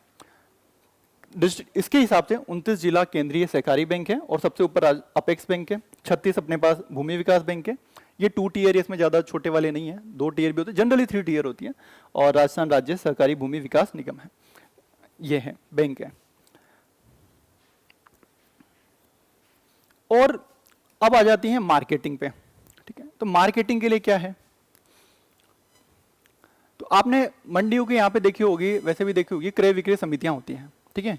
प्राइम ये क्रय विक्रय समितियां होती हैं। ये क्या करती है, क्रय विक्रय समितियां क्या करती है, अपन ने जो बात करी, हर मंडी पे आपको क्रय विक्रय समितियां मिलेगी, ठीक है। और ये जो राजफेड वाला मैं एग्जांपल बता रहा था आपको, ठीक है, तो राजफेड को किसानों को क्या बेचना है, सीड फर्टिलाइजर ये देना है, तो वो इनको डिस्ट्रीब्यूट करेगा, वो नीचे आगे डिस्ट्रीब्यूट कर देंगे रेट पे, सब्सिडाइज पे या फ्री दे रहे हैं, वो अलग बात है, ठीक है। और ये सब मिलके क्या करेंगे, नीचे वाली क्या करेंगे, ये इनके बेसिस पे, राजफेड के बेसिस पे क्या करेगी, क्रॉप का प्रोक्योरमेंट करते हैं, क्रॉप का प्रोक्योरमेंट करते हैं। ये चीज अपन देखेंगे। उपभोक्ता के लिए कॉनफेड होता है जो 1967 में बना था, और ये हाउस के अपने लिए ज्यादा काम की चीज नहीं है। अपने लिए काम की चीज ये है कि मोटा मोटा अपन को नाम याद रहे कि राजफेड किसके लिए है, कॉनफेड किसके लिए है, बस इतना सा अपन को याद रहे। कॉनफेड 1967 में बना था, ठीक है। बाकी कोऑपरेटिव पे बहुत लंबा लेक्चर, फाउंडेशन पूरा एक लेक्चर इसी पे लेता हूं मैं समझाने के लिए, ठीक है। तो पर अपने पास इतना टाइम है नहीं, तो डिटेल में अपन नहीं जाएंगे। तो राजफेड है, मार्केटिंग का काम करती है, ठीक है। ये एग्रीकल्चर मार्केटिंग के लिए काम करती है। और क्या करेगी, अपन जब देखा होगा आपने, आजकल जैसे एमएसपी पे खरीद हो रही है ना, एमएसपी पे खरीद हो रही, तो क्या लिखा था, राजफेड करवा रहा है ये खरीद। कौन करवा रहा है, राजफेड करवा रहा है। तो राजफेड ये खरीद करवाता है एमएसपी पे, ठीक है। तो क्रॉप का स्ट्रक्चर हमेशा ऐसा ही चलेगा, स्ट्रक्चर हमेशा ये कोई अपेक्स होगी, ठीक है, और कुछ ये डिस्ट्रिक्ट हो भी सकती है 2 टीयर 3 टीयर में, और कुछ लोकल होंगे, ठीक है। स्ट्रक्चर ऐसा चलेगा कि यहां से कुछ चीजें ऊपर जाएगी और यहां से कुछ चीजें नीचे आएगी। कॉमन चीजें जो है, जो अपन को नीचे सस्ते में बेचनी है ताकि अपन यहां से बेच दें, इनका फायदा हो जाए सबको, तो वो नीचे आएंगी, और बाकी चीजें ऊपर चलेगी। तो जैसे अपन होता क्या है राजफेड में, किसानों को, किसान अपनी क्रॉप एमएसपी पे लेके आते हैं, बेचते हैं मंडियों पे, तो वो खरीदारी कौन करवा रहा है, राजफेड करवा रहा है, ठीक है, एमएसपी पे क्रॉप का प्रोक्योरमेंट कौन करवा रहा है? राजफेड करवा रहा है। और कॉमन चीजें जैसे सीड फर्टिलाइजर है, ठीक है, तो ये राजफेड इनको डिस्ट्रीब्यूट करेगा क्रय विक्रय समितियों को, और ये नीचे किसानों को देगी। ठीक है, ये चीज होती है जनरली।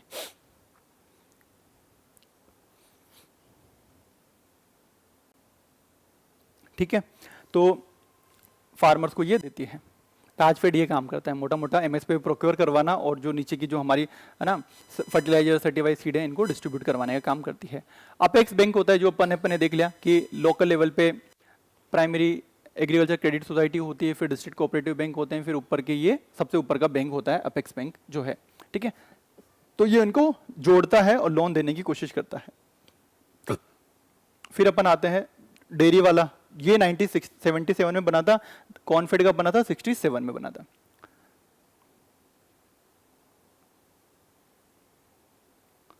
हाँ, एक 1960 सॉरी डेयरी आरसीडीएफ 90, इसकी स्थापना मैंने लिख नहीं रखी क्या? ठीक है, आप हाँ ये 67 में बना था कॉन्फेड, वही बोल रहा था मैं, कॉन्फेड 67 में बना था और डेयरी वाला 1977 में बना था। ये आप थोड़ा सा याद करने की कोशिश करना। आरसीडीएफ क्या करता होगा? ये डेयरी सेक्टर के लिए करता है। जो जितने भी अपने मिल्क यूनियन है, 24 के आसपास मिल्क यूनियन है, वो सबका अपेक्स ही है।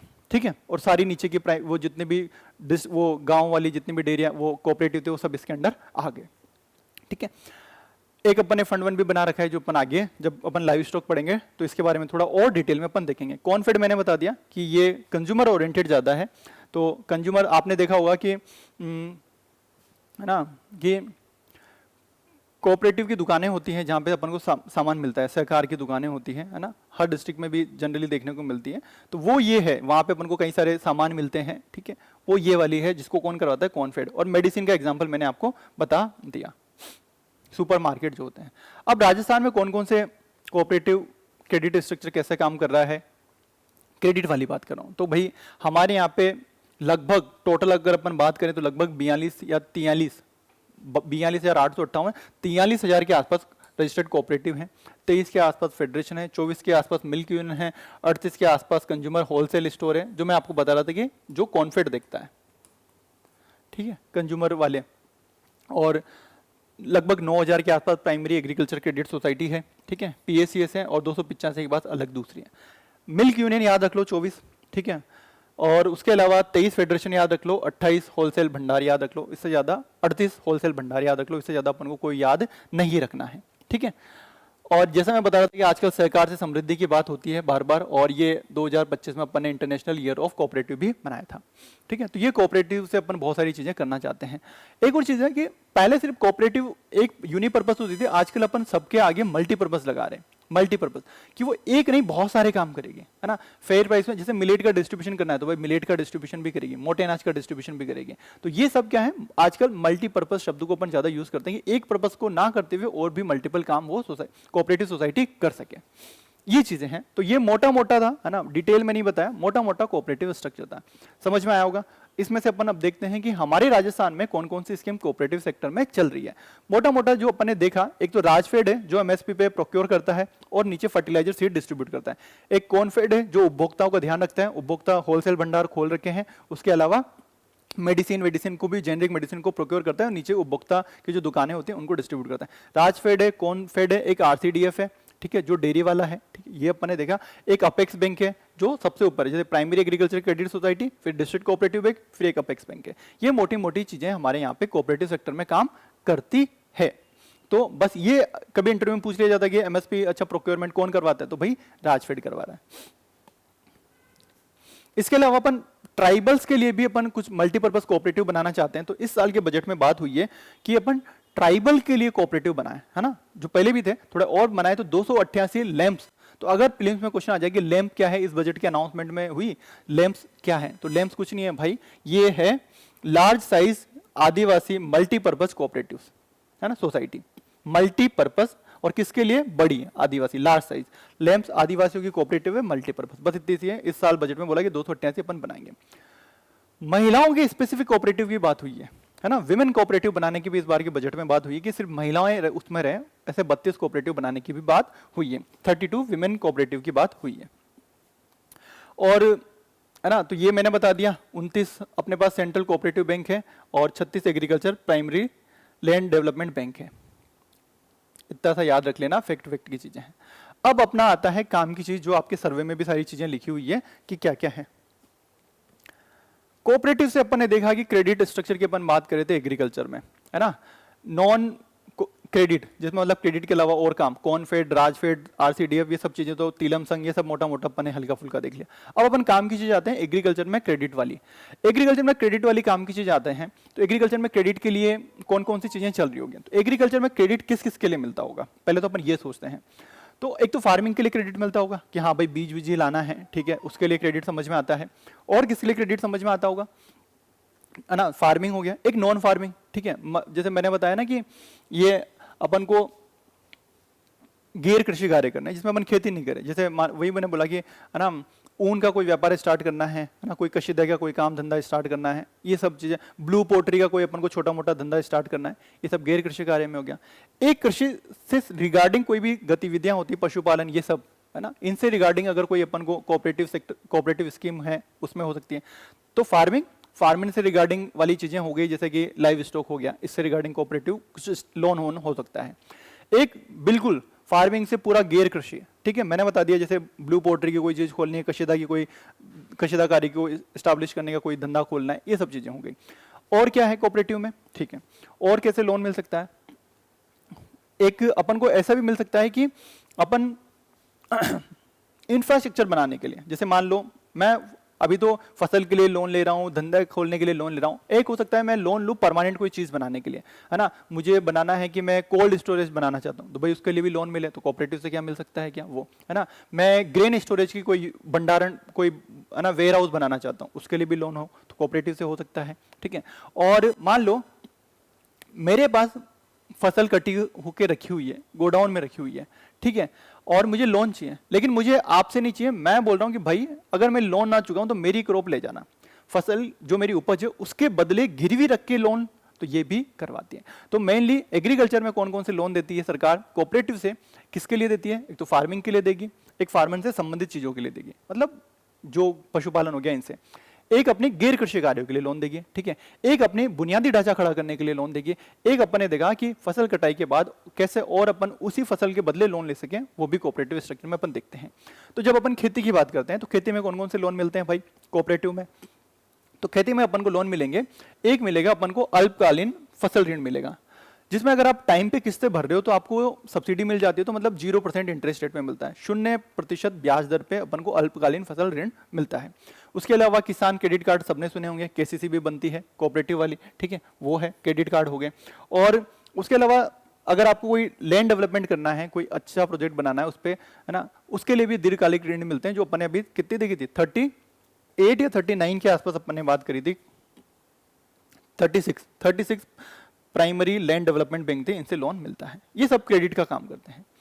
संबंधित गतिविधियों की अपन बात करें तो जैसे अपन ने खेती करने के लिए किसान क्रेडिट कार्ड दिया कि तेरे को खेती में कोई भी दिक्कत हो जाए ये क्रेडिट कार्ड की तरह इस्तेमाल करो। वैसे ही क्या दुग्ध उत्पादक जो हैं, पशुपालक हैं, उनके लिए कोई क्रेडिट कार्ड बना सकते हैं, तो भाई बना सकते हैं। तो गोपाल अपन योजना लेके आते हैं, गोपाल क्रेडिट कार्ड योजना, ठीक है, क्या है क्या नहीं है, कुल मिला के है कि अपन ने 5 लाख फैमिलीज को टारगेट करने की सोची, कितनी, 5 लाख, कई जगह पे 2.5 लाख भी मिलेगा, पर फर्स्ट फेज में अपन टोटल 5 लाख फैमिली को लक्षित करना चाहते हैं, और चाहते हैं कि हर ये जो 5 लाख लोगों को लक्षित करें, इनमें अपन सबको क्या दें, 1-1 लाख का क्रेडिट कार्ड दे दें। अब इनको पशुपालन से रिगार्डिंग जो भी चीजें हैं कि भाई मेरी गाय भैंस है, उसके लिए मुझे खेड़ी बनानी है, मतलब जहाँ पे वो पानी पिए उसका स्ट्रक्चर बनवाना है, उसको गर्मी लगती है तो भाई मुझे टिन शेड डलवाना है, मतलब पशुपालन से रिगार्डिंग कोई भी एक्टिविटी है वो आपको करवानी है, तो आपको 1 साल तक, अल्पकालीन 1 साल तक का आप लोन ले लो, 1 साल में चुका देना, और 1 लाख रुपए तक का ले लो, वो क्रेडिट कार्ड की तरह इस्तेमाल करो, निकालो, और पशुपालन में कोई भी दिक्कत आपको नहीं आनी चाहिए, ये चीज करो। इसके लिए जो योजना का नाम है वो सहकारी गोपाल क्रेडिट कार्ड योजना है, ठीक है। तो पहले 2.5 था, कई जगह पे 2.5 मिलेगा, कई जगह पे 5 मिलेगा, तो टोटल फर्स्ट फेज में अपन 5 लाख को लक्षित करना चाह रहे हैं, ठीक है। 1 लाख रुपए तक का ब्याज मुक्त अल्पकालीन ऋण मिलता है, ठीक है। अगर अपन एक और सहकार किसान कल्याण योजना, ठीक है, सहकार किसान कल्याण, एक तो ये जितने भी फसल ऋण मिल रहे हैं, दूसरे सारी चीजें ऋण मिल रहे हैं, उसके अलावा अगर आपको और एडिशनल लोन चाहिए तो इस सहकार किसान कल्याण योजना से मिलेगा 10 लाख रुपए तक का, 10 लाख रुपए तक का, है ना, ये जो फसल ऋण है इसके अतिरिक्त भी कोई ऋण चाहिए तो अपन को 10 लाख रुपए तक का इस योजना से भी मिलता है। ठीक है, और अपन आते हैं आगे। खेती हो गई, संबंध में अपन ने देख लिया गोपाल क्रेडिट कार्ड योजना, सहकार कल्याण योजना, ये देख लिए। अब अपन बात करते हैं गैर कृषि के लिए क्या है ना। मतलब मैंने वही बताया, ब्लू पोल्ट्री, कोई धंधा खोलना हो छोटा मोटा, उसके लिए क्या है। तो उसके लिए 2 स्कीम है कोऑपरेटिव में। एक है राजस्थान ग्रामीण आजीविका ऋण योजना। ठीक है, तो कोई ग्रामीण कारीगर है, कोई गैर कृषि गतिविधियों और उनके लिए कुछ स्टार्ट करना चाहता है तो उसके लिए इसमें से लोन मिलेगा, राजस्थान ग्रामीण आजीविका ऋण योजना। दूसरी है स्वरोजगार क्रेडिट कार्ड योजना ना। अगर आप कृषि संबंधी गतिविधियों के अलावा वही खुद का धंधा खोलना चाहते हो तो 50,000 रुपए तक का क्रेडिट कार्ड आपको यहाँ पे मिलता है। ठीक है, 50,000 रुपए तक का लोन मिल जाएगा क्रेडिट कार्ड के थ्रू 5 साल की अवधि के लिए, 50,000 तक का इसमें मिल जाएगा। ये दूसरा है। ठीक है, किसान कल्याण योजना में 10 लाख तक का एडिशनल मिलता था। तो एक तो है राजस्थान ग्रामीण आजीविका ऋण योजना, एक है अपना राजस्थान स्वरोजगार क्रेडिट कार्ड योजना। खुद का ही स्वरोजगार अपन खोलना चाहते हैं तो 50,000 रुपए का ऋण मिलेगा अपन को 5 साल के लिए, जिसमें अपन चुका सकते हैं। ठीक है, बुनियादी ढांचा खड़ा करना है, कोई अपन को कोल्ड स्टोरेज बनाना है ना। ठीक है, जैसे मान लो मेरे को आलू, मेरे खेत में आलू होते हैं तो आलू की ग्रेडिंग करनी है, आलू की साइज छोटी बड़ी बड़ी बड़ी ऐसा होता है, तो मेरे को सारी ग्रेडिंग करनी है, तो उसके लिए भी कुछ हो सकता है। ग्रेडिंग के लिए अपन कोई मशीन वशीन लाना चाहे, कोई ढंग की चीज करना चाहे, लोन ले सकते हैं। तो एक फंड होता है हमारा सबसे इंपॉर्टेंट है, जो मैंने पहले भी बताया था कि एक अपन ने फंड बना रखा है, 2000 पहले बनाया था केंद्र सरकार का एग्रीकल्चर इंफ्रास्ट्रक्चर फंड, कृषि अवसंरचना कोष, जो पहले 1 लाख करोड़ का था, जिसे अपन ने अभी 2026 में बढ़ा के 2 लाख करोड़ का कर दिया। इससे अपन कृषि में जो भी आप इंफ्रास्ट्रक्चर बनाते हो उसके लिए लोन देते हैं। जैसे ड्रोन दीदी में अपन ने लोन दिला दिया, ठीक है, वैसे यहाँ पे स्ट्रक्चर करना है तो अपन यहाँ पे लोन देंगे, है ना। तो अपन जैसे मान लो किसी को गोडाउन वोडाउन बनाना है तो अपन ने क्या कर रखा है कि आप एग्रीकल्चर इंफ्रास्ट्रक्चर फंड से लोन ले लो, जो अपन ने ये प्राइमरी एग्रीकल्चर क्रेडिट सोसाइटी देखी थी, ठीक है, पीएसीएस जो हुआ करती थी, उनसे संबंध कर दिया, पीएसीएस लोन ले लेगी, पीएसीएस भंडारण गृह, खुद ही पीएसीएस को बोल देगी तुम्हें बना लो यार, है ना, भंडार गृह बना लो तुम, है ना, तुम वेयर हाउस बना लो। ठीक है, तो इस स्कीम में क्या कर रहे हैं अपन, ठीक है, एआईएफ के थ्रू क्या कर रहे हैं अपन, जो ये पीएसीएस है, हमारी प्राइमरी एग्रीकल्चर क्रेडिट सोसाइटियां हैं, आदमी को नहीं देते, क्रेडिट सोसाइटियां हैं, इन्हीं को अपन बोल रहे हैं कि भाई आप हमसे 2 करोड़ रुपए तक का लोन ले लो 3% की रेट पे, 3% की आपको सब्सिडी मिलेगी, सॉरी 2 करोड़ का लोन ले लो, उस पर आपको 3% तक की सब्सिडी दे देंगे, और फिर आप उससे गोडाउन वोडाउन बनाओ, गांव वालों को फसलें रखेंगे, आपको इनकम हो जाएगी, रेंटल इनकम हो जाएगी। ठीक है, तो ये अपन करना चाह रहे हैं। तो अपन आजकल क्या हो रहा है ना कि ये जो प्राइमरी एग्रीकल्चर क्रेडिट सोसाइटी है, इनको अपन बहुत ही पर्पस के लिए यूज करना चाह रहे हैं, मल्टीपर्पस के लिए यूज करना चाहते हैं। एक तो मोटा मोटा तो अपन को क्रेडिट का तो समझ में आता ही है, एक अपन ने, मैंने क्या बताया कि एआईएफ क्या बोलेगा कि यार आप पैसे ले लो हमसे, कितने ले लो भाई, 2 करोड़ रुपए तक ले लो, 3% की छूट है, जो भी रेट लगती होगी 6-7%, और क्या बना दो तुम, क्या बना लो, एक वेयर हाउस बना लो, भंडारण क्षेत्र बना लो। अब इसमें ये बना लो, लोन चुकाते रहो, अब फार्मर आएगा अपने क्रॉप को रखेगा कि भाई इतने दिनों के लिए मेरी भाई सरसों की 10 बोरियां रख ले, मेरे गेहूं की 50 बोरियां रख ले, उससे आपको इनकम होगी और उससे ये चुकाते रहो, है ना। तो भाई किसान की तो 2 करोड़ लेने की हिम्मत नहीं है, तो कौन ले सकता है, क्रेडिट सोसाइटियां ले सकती हैं, तो अपन ने इसमें ये कर रखा है।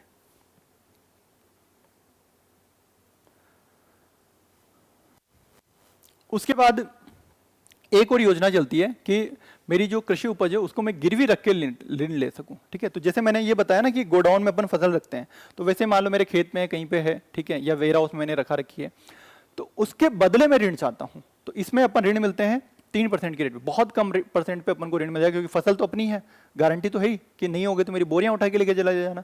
तो इस पे अपन भंडारित उपज पर अपन 3% की ब्याज दर पे अपन ऋण लेते हैं।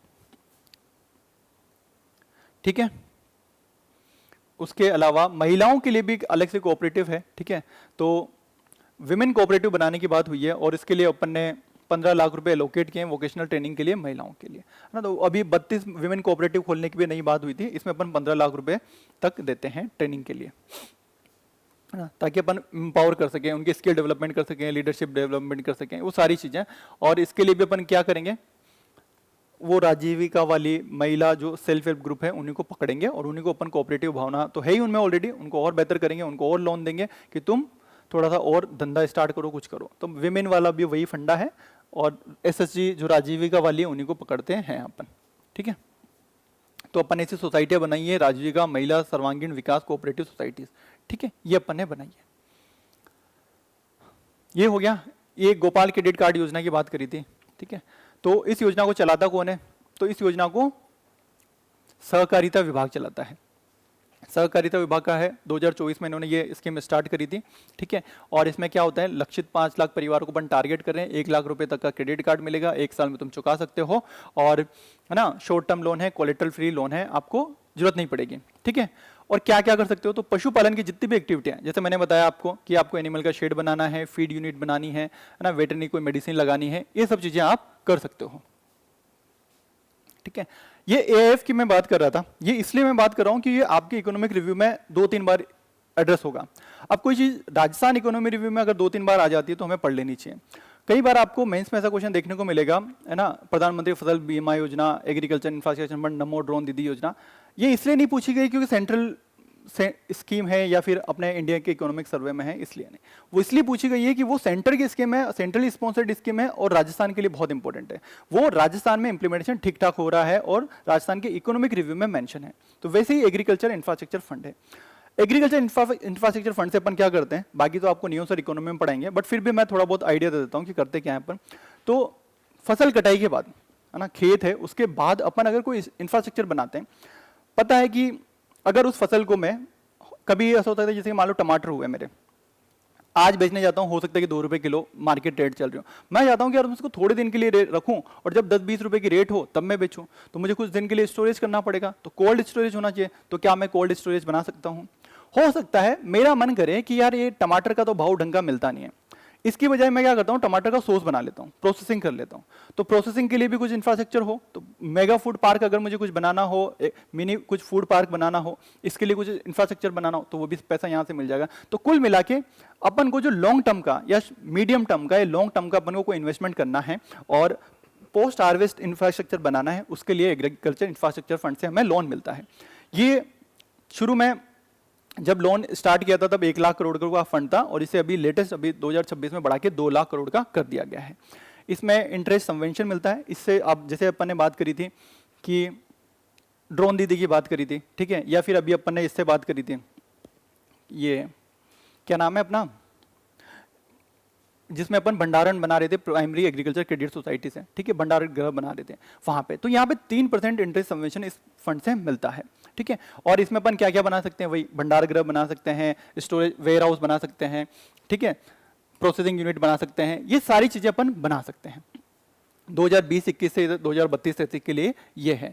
और इससे जब भी अपन कोई लोन लेते हैं तो उसकी गारंटी भी होती है, तो एक क्रेडिट गारंटी भी हमें देखने को मिलती है, और उस फंड का नाम क्या है, CGT MSC, जहां से अपन को ये चीज देखने को मिलती है। डिटेल में आपको इंडियन इकोनॉमी में न्यूज़ से पढ़ाएंगे, बट मेरा काम था कि थोड़ा सा आपको आइडिया दे दूं जो काम की चीजें हैं। बाकी अपन इसको मेंस में जरूर देखेंगे, क्योंकि फिर वो एक ही जगह पे मैं सारी चीजें बताता हूं। इस साल के बजट में क्या क्या घोषणा हुई है कोऑपरेटिव वाली, जब अपन कोऑपरेटिव क्रेडिट की बात कर रहे हैं, तो अपन क्या चाहते हैं, पहले तो मुझे याद वो करके बताओ, विकसित राजस्थान की अपन बात करें तो उसमें मैंने कुछ कोऑपरेटिव का टारगेट दिया था आपको, है ना। मैंने बोला था कि कोऑपरेटिव सेक्टर से जो अपन जो लोन दे रहे हैं, अभी अपन 35 लाख फार्मर्स को लोन दे रहे हैं, और वो हमें 2047 तक करना है 55 लाख, कि 55 लाख फार्मर्स को अपन कोऑपरेटिव स्ट्रक्चर से लोन दे सकें। तो 35 लाख तो लगभग इसी साल कर देंगे ये, है ना, बट फिर भी अपन ने यही बोला था कि 35 लाख के आसपास आज की तारीख में देते हैं और 55 लाख अपन को करने हैं। तो इसी साल बोला कि हम 25,000 करोड़ रुपए इंटरेस्ट फ्री लोन देंगे, जो अपन ने शुरू में अल्पकालीन फसल ऋण देखा था 0 ब्याज दर पे, वो वाला 25,000 करोड़ का इस बार का प्रावधान हुआ है, और 35 लाख फार्मर को टारगेट करने की बात हुई है, ठीक है।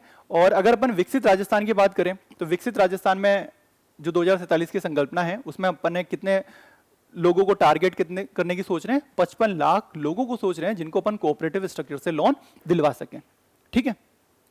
अब इसको स्ट्रक्चर अच्छा करने के लिए देखो, ये जितने भी कोऑपरेटिव सोसाइटी होते हैं इनमें घपले भी बहुत होते हैं, ठीक है, क्योंकि लोग इनमें जो गांव के क्षेत्र में जो लोग होते हैं वो कहीं ना कहीं पे इतने समझदार नहीं होते, तो इनके नाम पे कोई भी लोन वोन उठा लेता है। सहकारी समितियों में जो चेयरमैन वेयरमैन होते हैं वो बहुत घोटाले करते हैं, बैंकों में बहुत घोटाले करते हैं। तो अपन चाहते हैं कि ये जो PACS हैं, जो क्रेडिट कोऑपरेटिव सोसाइटी हैं प्राइमरी लेवल पे, इनको अपन कंप्यूटराइज्ड कर दें। तो बार बार बात होती है, तो इनको कंप्यूटराइजेशन करने की बात होती है। तो इस साल भी है कि हम कंप्यूटराइज करेंगे। बाकी इससे रिगार्डिंग सारी चीजें अपन बाद में देखेंगे, कुछ मेंस के काम की है। तो अपन ने अभी तक क्या क्या देख लिया। अपन ने सीड की बात करी, सीड के बाद फर्टिलाइजर की बात करी, है ना, फर्टिलाइजर में सोइल हेल्थ कार्ड देगा, है ना, जैविक उर्वरक वाली योजना देखी। उसके बाद अपन आए किस पे, ये कोऑपरेटिव से कैसे लोन वोन मिलता है। उसके बाद चलो ये हो गया, अब मुझे चाहिए फसल वसल मैंने बो भी दी, अब मैं चाहता हूं अपनी फसल का इंश्योरेंस। तो पहले बहुत सारी स्कीम चलती थी फसल इंश्योरेंस की, पर 2016 से मर्ज करते हुए, सारी स्कीम को मर्ज करते हुए एक स्कीम चलती है ना, एक वेदर रिगार्डिंग एक और स्कीम चलती है, पर वो अपने काम की इतनी है नहीं, वेदर इंडेक्स काम में आता है, उसमें अपने काम की नहीं है। अपने काम की ये प्रधानमंत्री फसल बीमा योजना 2016 में अपन ने इसको स्टार्ट किया। सेंट्रल सेक्टर की स्कीम है, ठीक है, सेंटर और स्टेट दोनों कंट्रीब्यूट करते हैं, और 2020 से ये राज्यों के लिए वॉलेंट्री है। कई स्टेट जैसे महाराष्ट्र जैसे स्टेट ने बोल दिया कि भाई साहब ये जो तुम स्टेट का खर्चा है इसमें बहुत महंगा पड़ रहा है, हम इससे बाहर निकलना चाहते हैं। तो इसमें सेंटर और स्टेट दोनों कंट्रीब्यूट करते हैं। फसल का बीमा क्यों करवाते हैं, ताकि अगर कोई भी अनहोनी होती है ना, ओले गिर जाए, कुछ भी हो जाए जिसकी वजह से हमारी फसल खराब हो जाए, उसके प्रति हमें इंश्योरेंस मिले और जो हमारी इनकम है वो स्टेबलाइज रह जाए, यही पर्पस होता है, ठीक है। तो अब इसमें कौन कौन सी चीजें कवर होती है ना, इसमें देखो पूरी क्रॉप साइकिल जो होती है ना, आप बो रहे हो और आपकी फसल कट गई, इवन फसल कटाई के 14 दिन बाद तक भी कवर होती है ना। बोने पे आपका जो सीड है, आपने जैसे कोई बीज उगाया, तो अगर बीज ढंग से नहीं हो पाया, तब ढंग से उग नहीं पाया किसी भी रीजन की वजह से, मान लो बारिश ही नहीं हुई थोड़े दिनों तक, है ना, उसकी वजह से बीज, है ना, जो अंकुरित होना था उतने अंकुरित नहीं हुए, उसकी वजह से आपकी क्रॉप खराब हो सकती है। बीच में कोई ओले गिर गए, कोई बाढ़ आ गई, कोई चीज हो गई, या बाद में फसल कटाई के बाद आपने आज गेहूं काटा, आज खेत में रख गए, रात में मौसम खराब हो गया, वापस बारिश आ गई, खराब हो गई, ये सारी पूरी साइकिल के लिए इसमें इंश्योरेंस कवर होता है। आपको याद क्या रखना है इस साल के लिए, 2026 के लिए, इस साल ये याद रखना है कि इस साल हमने जो कौन कौन सी रिस्क कवरेज होती है उसमें अपन ने 2 चीजें ऐड की है। पहले भी होती थी एक चीज की, चावल जहां पे भी धान की खेती करते हैं तो वहां पानी वानी भर जाता है ना, तटीय इलाकों में, तो वो भी रिस्क को कवर किया है। एक और रिस्क को अपन ने जो ऐड किया है वो है कि जंगली जानवरों की वजह से जो फसल में नुकसान होता है उसको भी अपन ने किया है। तो क्या होता है ना कि कई सारी कुछ कॉमन रिस्क होती हैं, है ना, और कुछ होती है लोकलाइज रिस्क, जिनको अपन कवर करते हैं कि किसी स्टेट में जहां पे जंगली जानवर ज्यादा होते हैं, जैसे कर्नाटका केरला इस साइड देखेंगे तो भाई हाथी घुस जाते हैं खेतों में और फसलों को नुकसान पहुंचा देते हैं। तो कुछ लोकलाइज रिस्क होती है, उसको भी अपन कवर करते हैं इसमें। उसमें इस साल अपन ने क्या ऐड किया है, इस साल अपन ने जंगली जानवरों की वजह से जो नुकसान होता है उसको भी अपन ने रिस्क में ऐड किया है, ठीक है। तो क्या क्या होता है कि क्या क्या कवर होता है, पोस्ट हार्वेस्ट लॉस कवर होते हैं 14 दिन तक के, सोविंग करते हैं, बीज अपन जब बुआई करते हैं उसमें भी अगर सोइंग में हमारे पास अगर ना 25% से भी कम बीज उत्पादन होता है, ठीक है, तो वो भी कवर होता है, ठीक है। और किसी बाढ़ की वजह से, हेल स्टॉर्म की वजह से, साइक्लोन की वजह से, लैंडस्लाइड की वजह से, ये सारी चीज़ों की वजह से अगर हमारी फसल खराब होती है तो भी कवर होता है। उसके अलावा कुछ लोकलाइज्ड कमिटीज़ हैं, है ना, वो भी कवर होती है। उसके अलावा मैंने अभी बता दिया कि जो याद रखना है आपको कि इस साल के लिए क्या क्या चीज़ें होती हैं। क्या कवर नहीं होता है, तो कवर नहीं होता है वार की रिस्क, जैसे मान लो जैसलमेर के कोई खेत है, बाड़मेर के कोई खेत है, अभी ऑपरेशन सिंदूर के दौरान किसी के खेत में बम गिर गए और फसल खराब हो गई, तो भाई साहब वो कवर नहीं होगा। तो अगर कोई दंगाई है, लड़ते लड़ते किसी के खेत में पहुंच गए और फसल को काट दिया, नुकसान पहुंचा दिया, तो वो कवर नहीं है। तो ये सारी चीजें इसमें कवर नहीं होती है ना, कि न्यूक्लियर रिस्क हो गया, वार हो गया, थेफ्ट हो गया, कोई जंगली जानवर घुस गया, एक्सेप्ट जो अभी अपन ने ऐड किया, उसके अलावा कोई नॉर्मल देसी आपका खुद का ही जानवर हो गया। अब इसमें होता क्या है ना, अपन लेके क्यों आए थे प्रधानमंत्री फसल बीमा योजना को।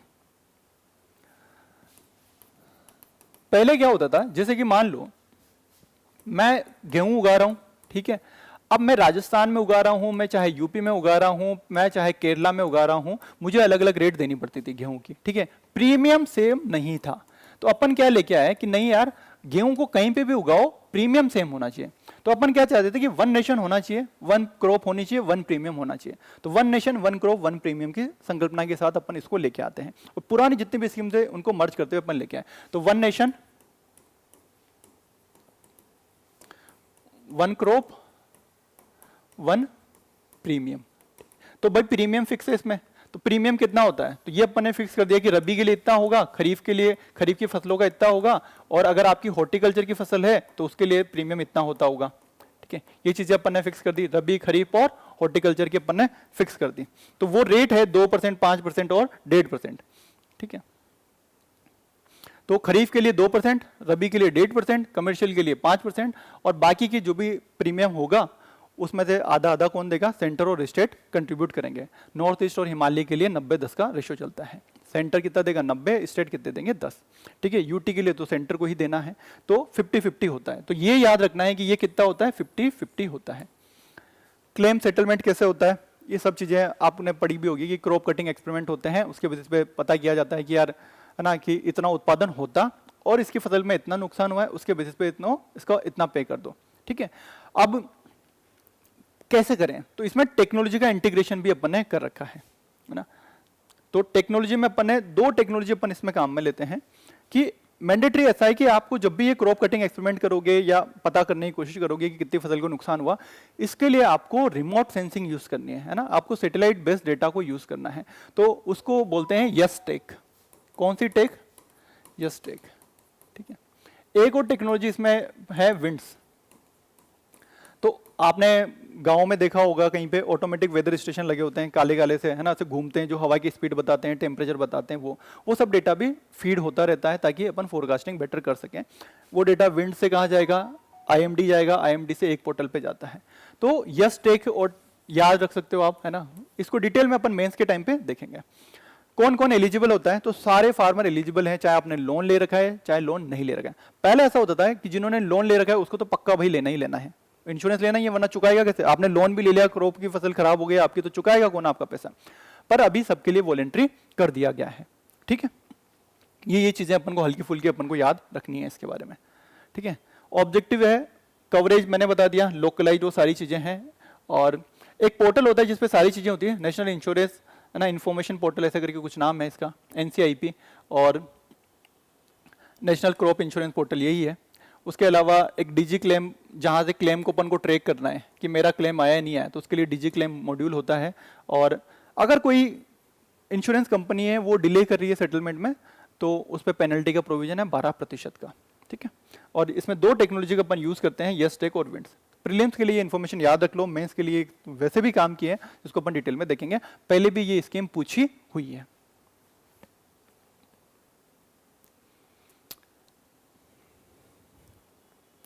अब अपन आगे बढ़ते हैं, अपन इंटीग्रेटेड फार्मिंग की बात कर रहे थे। तो अपन ने सीड से स्टार्ट किया। ठीक है, सीड में अपन ने मुख्यमंत्री स्वावलंबन योजना देखी, सीड से अपन गए फर्टिलाइजर पे और सोइल हेल्थ पे गए। फिर इसके बाद अपन लोन पे गए, तो कोऑपरेटिव लोन, कोऑपरेटिव क्रेडिट पे अपन गए। ठीक है, कोऑपरेटिव क्रेडिट के बाद अपन ने इंश्योरेंस करवाए अपने। अब इंश्योरेंस करवा ली, अपनी फसल हो गई, अब इसको है ना क्या कर सकते हैं, मार्केटिंग। ठीक है, मार्केटिंग। ठीक है, तो मार्केटिंग करने से पहले अपन को पोस्ट हार्वेस्ट को समझना पड़ेगा। पोस्ट हार्वेस्ट मैनेजमेंट क्या होता है। अपन जैसे ही अपनी कोई फसल कटती है, फसल कटने के बाद कई सारी चीजें होती हैं। मैंने जैसे बताया कि फसल की अपन ने काट दी ना, फसल कटाई के बाद अपने पास क्या क्या ऑप्शन है। एक ऑप्शन तो ये कि आज मार्केट में रेट बढ़िया नहीं चल रही है, मैं थोड़े दिनों बाद इसको बेचूंगा, तो मुझे क्या चाहिए, स्टोरेज सिस्टम चाहिए, भंडारण चाहिए। ठीक है, दूसरी चीज क्या हो सकती है, मुझे लग रहा है कि यार टमाटर में ढंग की रेट नहीं मिल रही, इसके बजाय मैं सॉस बनाऊं। ठीक है, या अमरूद है, अमरूद की रेट ढंग की नहीं मिल रही, इसके बजाय मैं क्या बनाऊं, अमरूद का जूस बनाता हूं, कुछ गवा का कुछ जूस बनाता हूं। तो एक मैं इसकी प्रोसेसिंग कर सकता हूं, और लास्ट में मुझे मार्केटिंग करनी पड़ेगी। लास्ट में तो बेचना ही है, आगे पीछे है ना, फसल को बेचना ही है, चाहे प्रोसेसिंग करके बेचो चाहे स्टोरेज करके बेचो, बेचना ही बेचना है। यही चीज है, यही चीज अपन को पढ़नी है हमारे इकोनॉमिक रिव्यू के हिसाब से। पर पहले हम ये देखते हैं कि पोस्ट हार्वेस्ट हमारे लिए इंपॉर्टेंट क्यों है ना। अब कुछ क्रॉप्स होती है पेरिशेबल्स है ना, कुछ खाने, इन सारी चीजों में अपन बात करें तो कुछ पेरिशेबल होगी, कुछ नॉन पेरिशेबल होगी। पेरिशेबल जो जल्दी खराब हो जाती है, जैसे कि टमाटर, गोभी, ये फल फ्रूट, दूध है ना, मांस मछली, ये जल्दी खराब हो जाते हैं, तो पेरिशेबल प्रोडक्ट ही हो गए। कुछ नॉन पेरिशेबल होते हैं जिनको अपन लंबे समय तक रख सकते हैं, जैसे कि अपने गेहूं हो गए, बाजरा हो गया, अनाज हो गया, इनको अपन दालें हो गए, इनको लंबे समय तक रख सकते हैं। तो इनमें क्या होता है ना कि लॉस होता है ना। अब लॉस कैसे भी हो सकता है, मेरे पास उनका स्टोरेज का स्ट्रक्चर नहीं है, ठीक है, या फिर मैंने नीचे ही पटक दिया तो सीलन विलन आ जाएगी, थोड़ा पानी वानी आ जाएगा, तो नीचे की बोरियां खराब होगी, ठीक है, इसकी वजह से खराब हो सकता है।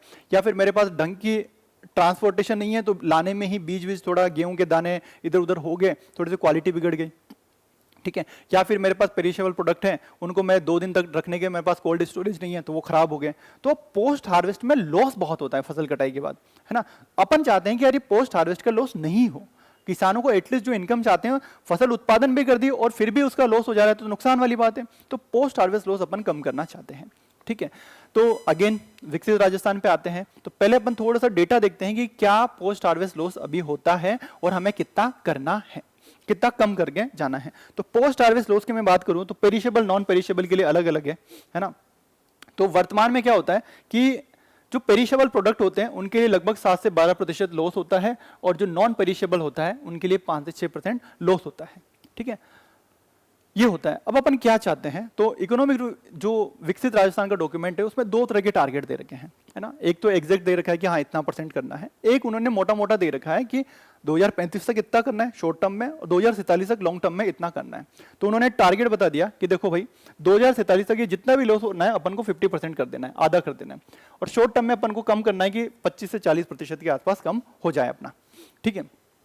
ये चीज करनी है विकसित राजस्थान में। मेरे सामने ये डेटा आपको याद रख जाएगा मेंस के लिए कि भाई जो हमारा पोस्ट हार्वेस्ट लॉस होता है, यही चीज आप इंटरव्यू में बोलोगे कि हमारे यहाँ पे जो पोस्ट हार्वेस्ट लॉस होता है उसको हमें कम करने की जरूरत है। लगभग हम 2047 तक चाहते हैं कि 50% लॉस कम हो जाए, कि अगर आज 100 बोरी अगर मैं टमाटर की बेचने जा रहा हूं और उनमें से 10 खराब हो जा रही है तो 10 की बजाय 5 ही खराब हो, 5 तो मैं बचा सकूं ताकि फार्मर की इनकम बढ़े, ठीक है। और वही चीज, बहुत सारे रिसोर्सेज लगते हैं उसको प्रोड्यूस करने में, तो थोड़ा सा एनवायरमेंट को भी नुकसान ना हो, ये चीज चाहते हैं। बाकी और भी रेट है, ये आपको याद रखने की जरूरत नहीं है।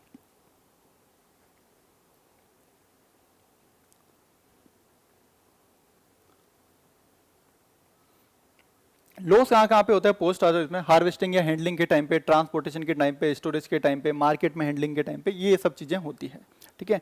और अगर मोटी मोटी स्कीम की मैं बात करूं, पोस्ट हार्वेस्ट के बाद जो मैंने बताया कि स्टोरेज कर सकते हैं, है ना, तो स्टोरेज का इंफ्रास्ट्रक्चर, वेयर हाउस बनाने के लिए पैसा मिले, अपन को प्रोसेसिंग करें तो उसके लिए फूड प्रोसेसिंग पार्क के लिए कुछ पैसा मिले, तो सरकार की कई सारी स्कीम होती है ना। ये सब आपको नियम सर पढ़ाएंगे इंडियन इकोनॉमी में, बट फिर भी मैं नाम थोड़े से बता देता हूँ।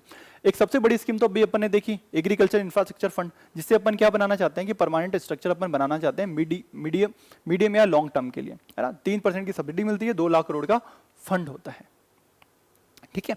एक तो ये हो गया। एक चलती है अपने प्रधानमंत्री किसान संपदा योजना, ठीक है, जिसमें अपन mega food park, cold storage इन सबको प्रमोट करते हैं कि इनको बनाया जाए। एक अपनी चलती है mission for integrated development of horticulture, horticulture के लिए एक स्पेशल स्कीम है, और भी कई सारी स्कीम चलती है, टॉप स्वॉप्स, ये सब आपको इंडियन इकोनॉमी में पढ़ाया जाएगा। अपन जल्दी से अपने राजस्थान पे बात कर लेते हैं कि राजस्थान में अपन को क्या करना है। तो पोस्ट हार्वेस्ट में राजस्थान में अपन को किन बातों पे बात करनी पड़ेगी जब भी अपन पोस्ट हार्वेस्ट की बात करते हैं, कि कैसे स्टोरेज बेटर कर सकते हैं अपन, कैसे प्रोसेसिंग कर सकते हैं, और कैसे अपन बेटर मार्केटिंग कर सकते हैं ताकि किसानों को उनकी फसल का, उनकी उपज का उचित दाम मिले। तो स्टोरेज के लिए कुछ भंडारण गृह होनी चाहिए, है ना। तो भंडारण का अभी अपन ने देख लिया। एक तो अपने कौन AIF से अपन बनवा सकते हैं, AIF से बनवा सकते हैं, PACS के थ्रू बनवा सकते हैं, एक तो वो चीज हो गई।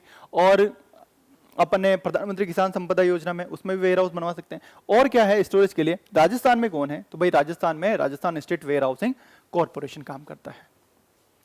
राजस्थान में जो वेयर हाउस बनते हैं कौन बनवाता है, सबसे बड़ी बॉडी कौन है इन सब के लिए, Rajasthan state warehousing corporation, ठीक है। तो ये एग्रीकल्चर कमोडिटीज के लिए स्टोरेज बनाने का काम करती है। सॉरी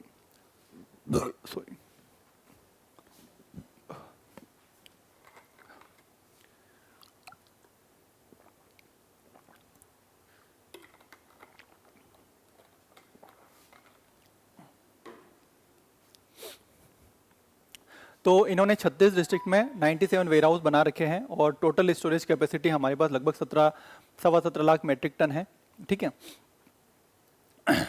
और अगर हम एक इसमें दिक्कत ये है, हमने कैपेसिटी तो इतनी बढ़ा ली, क्या इसका यूटिलाइजेशन कितना है? इसका यूटिलाइजेशन 48% ही है ना।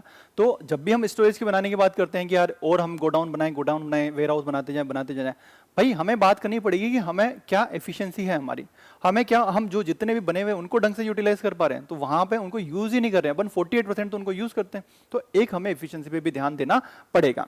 तो यूटिलाइजेशन कैपेसिटी का 48% ही होता है, जो एक कंसर्न का विषय है, बिल्कुल, ठीक है। अब ये जो वेयर हाउस बनाते हैं Rajasthan state warehousing corporation, इनमें कोई भी किसान होगा अपनी फसल को रखाने जाएगा कि यार मैं, ये मेरे 100 बोरी गेहूं है, आज नहीं, मैं इसको 2 महीने बाद बेचूंगा तो रखूंगा, अब रखने की जगह सेफ साइड पे रखें जहाँ पे फसल खराब नहीं हो, तो ये वेयर हाउस बहुत अच्छी चीज़ है। तो भाई यहाँ रखने अपन जाएंगे तो रिबेट मिलेगी। तो हर किसान के लेवल के हिसाब से रिबेट अलग होती है। अगर आप कोई फार्मर SC/ST का है तो उसको 70% की छूट मिलेगी। कोई फार्मर प्रोड्यूसर ऑर्गेनाइजेशन है, मतलब जहाँ पे 10-5 फार्मर साथ आके ऑर्गेनाइजेशन बना रखे हैं, वो उनको 60% मिलेगी। नॉर्मल फार्मर ले तो 30% मिलेगी। कोई कोऑपरेटिव सोसाइटी है तो उसको 10% मिलेगी। तो रिबेट स्टोरेज के चार्जेस पे कितनी मिलती है हमें? SC/ST के लिए 70% अपन को मिलती है, FPO के लिए 60%, कोऑपरेटिव के लिए 10%। अब इस वाले बजट में क्या अनाउंसमेंट किया गया है स्टोरेज के लिए? तो इस वाले बजट में अनाउंसमेंट किया गया है कि ये जो हमारी 17.25 लाख मेट्रिक टन की कैपेसिटी उसको बढ़ाया जाए। तो बढ़ाने के लिए क्या करें भाई? तो बढ़ाने के लिए कुछ अगेन वेयर हाउस बनाते हैं। तो अपन ने कुछ 500 मेट्रिक टन वाले और कुछ 250 मेट्रिक टन के वेयर हाउस की बात करी, तो 250 वाले बनाएंगे अपन 50 और 500 वाले बनाएंगे 100। ठीक है, क्लियर है? ये अपन बनाना चाह रहे हैं और पुराना को भी ठीक करवाएंगे, ये सब चीजें हैं। और बाकी कोऑपरेटिव सेक्टर के अंदर बनते हैं वो PACS जो बनाती है भंडार गृह, वो मैंने आपको पहले ही बता दिए है ना। ये चीजें काम करती हैं, प्लस ये कोऑपरेटिव सोसाइटीज जो बनाती हैं। अब और अपन एक थोड़ा सा एक इंपॉर्टेंट प्रोजेक्ट है इसलिए इसको बताना बनता है कि अपने इंडिया ने क्या सोचा ना कि हम वर्ल्ड का लार्जेस्ट ग्रेन स्टोरेज प्लान लेके आते हैं। किसमें? कोऑपरेटिव सेक्टर में। कि हम क्या चाहते हैं कि एक तो स्टोरेज हो गया कि मैं डिस्ट्रिक्ट लेवल पे स्टोरेज करूं, जैसे अभी अपन ने Rajasthan state warehousing corporation की बात करी। ठीक है, तो अभी क्या है कि ये गांव 1 है, ये गांव 2 है, ये गांव 3 है, ठीक है, ये गांव 4 है, इसमें 4 किसान है, इसमें 10 किसान है, ये है। अभी अपन क्या कर रहे हैं, डिस्ट्रिक्ट लेवल पे बड़े बड़े शहरों में एक गोडाउन है। ठीक है, अब जैसे मान लो राजस्थान में अपन ने स्टेट वेयर हाउसिंग कॉर्पोरेशन की बात करी, अब इसकी बजाय अपन ये कर लें जो अपन बार बार बात कर रहे थे PACS की, कि ये लोकल लेवल पे ही गोडाउन बना ले, वेयर हाउस बना ले, तो किसानों को यहाँ पे की बजाय यहीं पे रखना पड़ जाएगा। तो अपन क्या चाहते हैं, डिसेंट्रलाइज तरीके से, ये तो हो गया बूंदी, ये कोटा, फिर राजस्थान, फिर MP, फिर पूरा इंडिया, तो डिसेंट्रलाइज तरीके से कोऑपरेटिव लेवल पे अपन क्या चाहते हैं, भंडार गृह बनाना चाहते हैं। इससे क्या हो गया, एक तो डिसेंट्रलाइज हो गया, एक जगह पे नहीं है केंद्रित, अलग अलग जगह पे है, छोटी जगह पे, खर्चा भी कम आता है छोटी बिल्डिंग बनाने में, और किसानों को मेहनत भी कम होती है अपनी फसल को पहुंचाने में। तो हम ये चाहते हैं, तो हमने ये प्लान किया था कि हम वर्ल्ड का लार्जेस्ट ग्रेन स्टोरेज प्लान लेके आते हैं और उसमें अपन कोऑपरेटिव सेक्टर में लाते हैं। इसके लिए अपन वही गोडाउन बनाएंगे PACS के लेवल पे। ठीक है, पोस्ट हार्वेस्ट में अपन सबसे पहले स्टोरेज की बात कर रहे थे, स्टोरेज में गोडाउन देख लिया। गोडाउन बनाने के लिए और पैसा कहाँ कहाँ पे मिलता है, तो भाई AIF से मिलता है, जो अपन ने देख लिया, ये अपना प्लान है, इसमें भी अपन ये स्कीम है, world largest grain storage plan in cooperative sector, ये हो गया। Rajasthan state warehousing corporation बनवाता है, जो बनाता है ये। उसके अलावा रिप्स स्कीम जो है, जिसमें डिटेल में दे रखा है कि आप ये इन्वेस्टमेंट करोगे तो आपको ये छूट मिलेगी। तो वैसे ही अगर अपनी जो स्कीम है, अगर उसके थ्रू अपन वेयर हाउस बनाते हैं तो वहां से भी अपन को पैसा मिलता है ना। तो रिप्स में भी कुछ बेनिफिट मिलता है। उसके अलावा नाबार्ड की सब्सिडी, ये सब चीजें मिलती है। राजफेड क्या करता है भाई स्टोरेज में, है ना, स्टेट वेयर हाउसिंग कॉर्पोरेशन तो गोडाउन बना दी। राजफेड क्या करता है, जो मैंने बताया आपको कि राजफेड MSP पे प्रोक्योर करवाता है। ठीक है, बफर स्टॉक मेंटेन करता है, वो हमारे राजस्थान के लिए राजफेड करता है।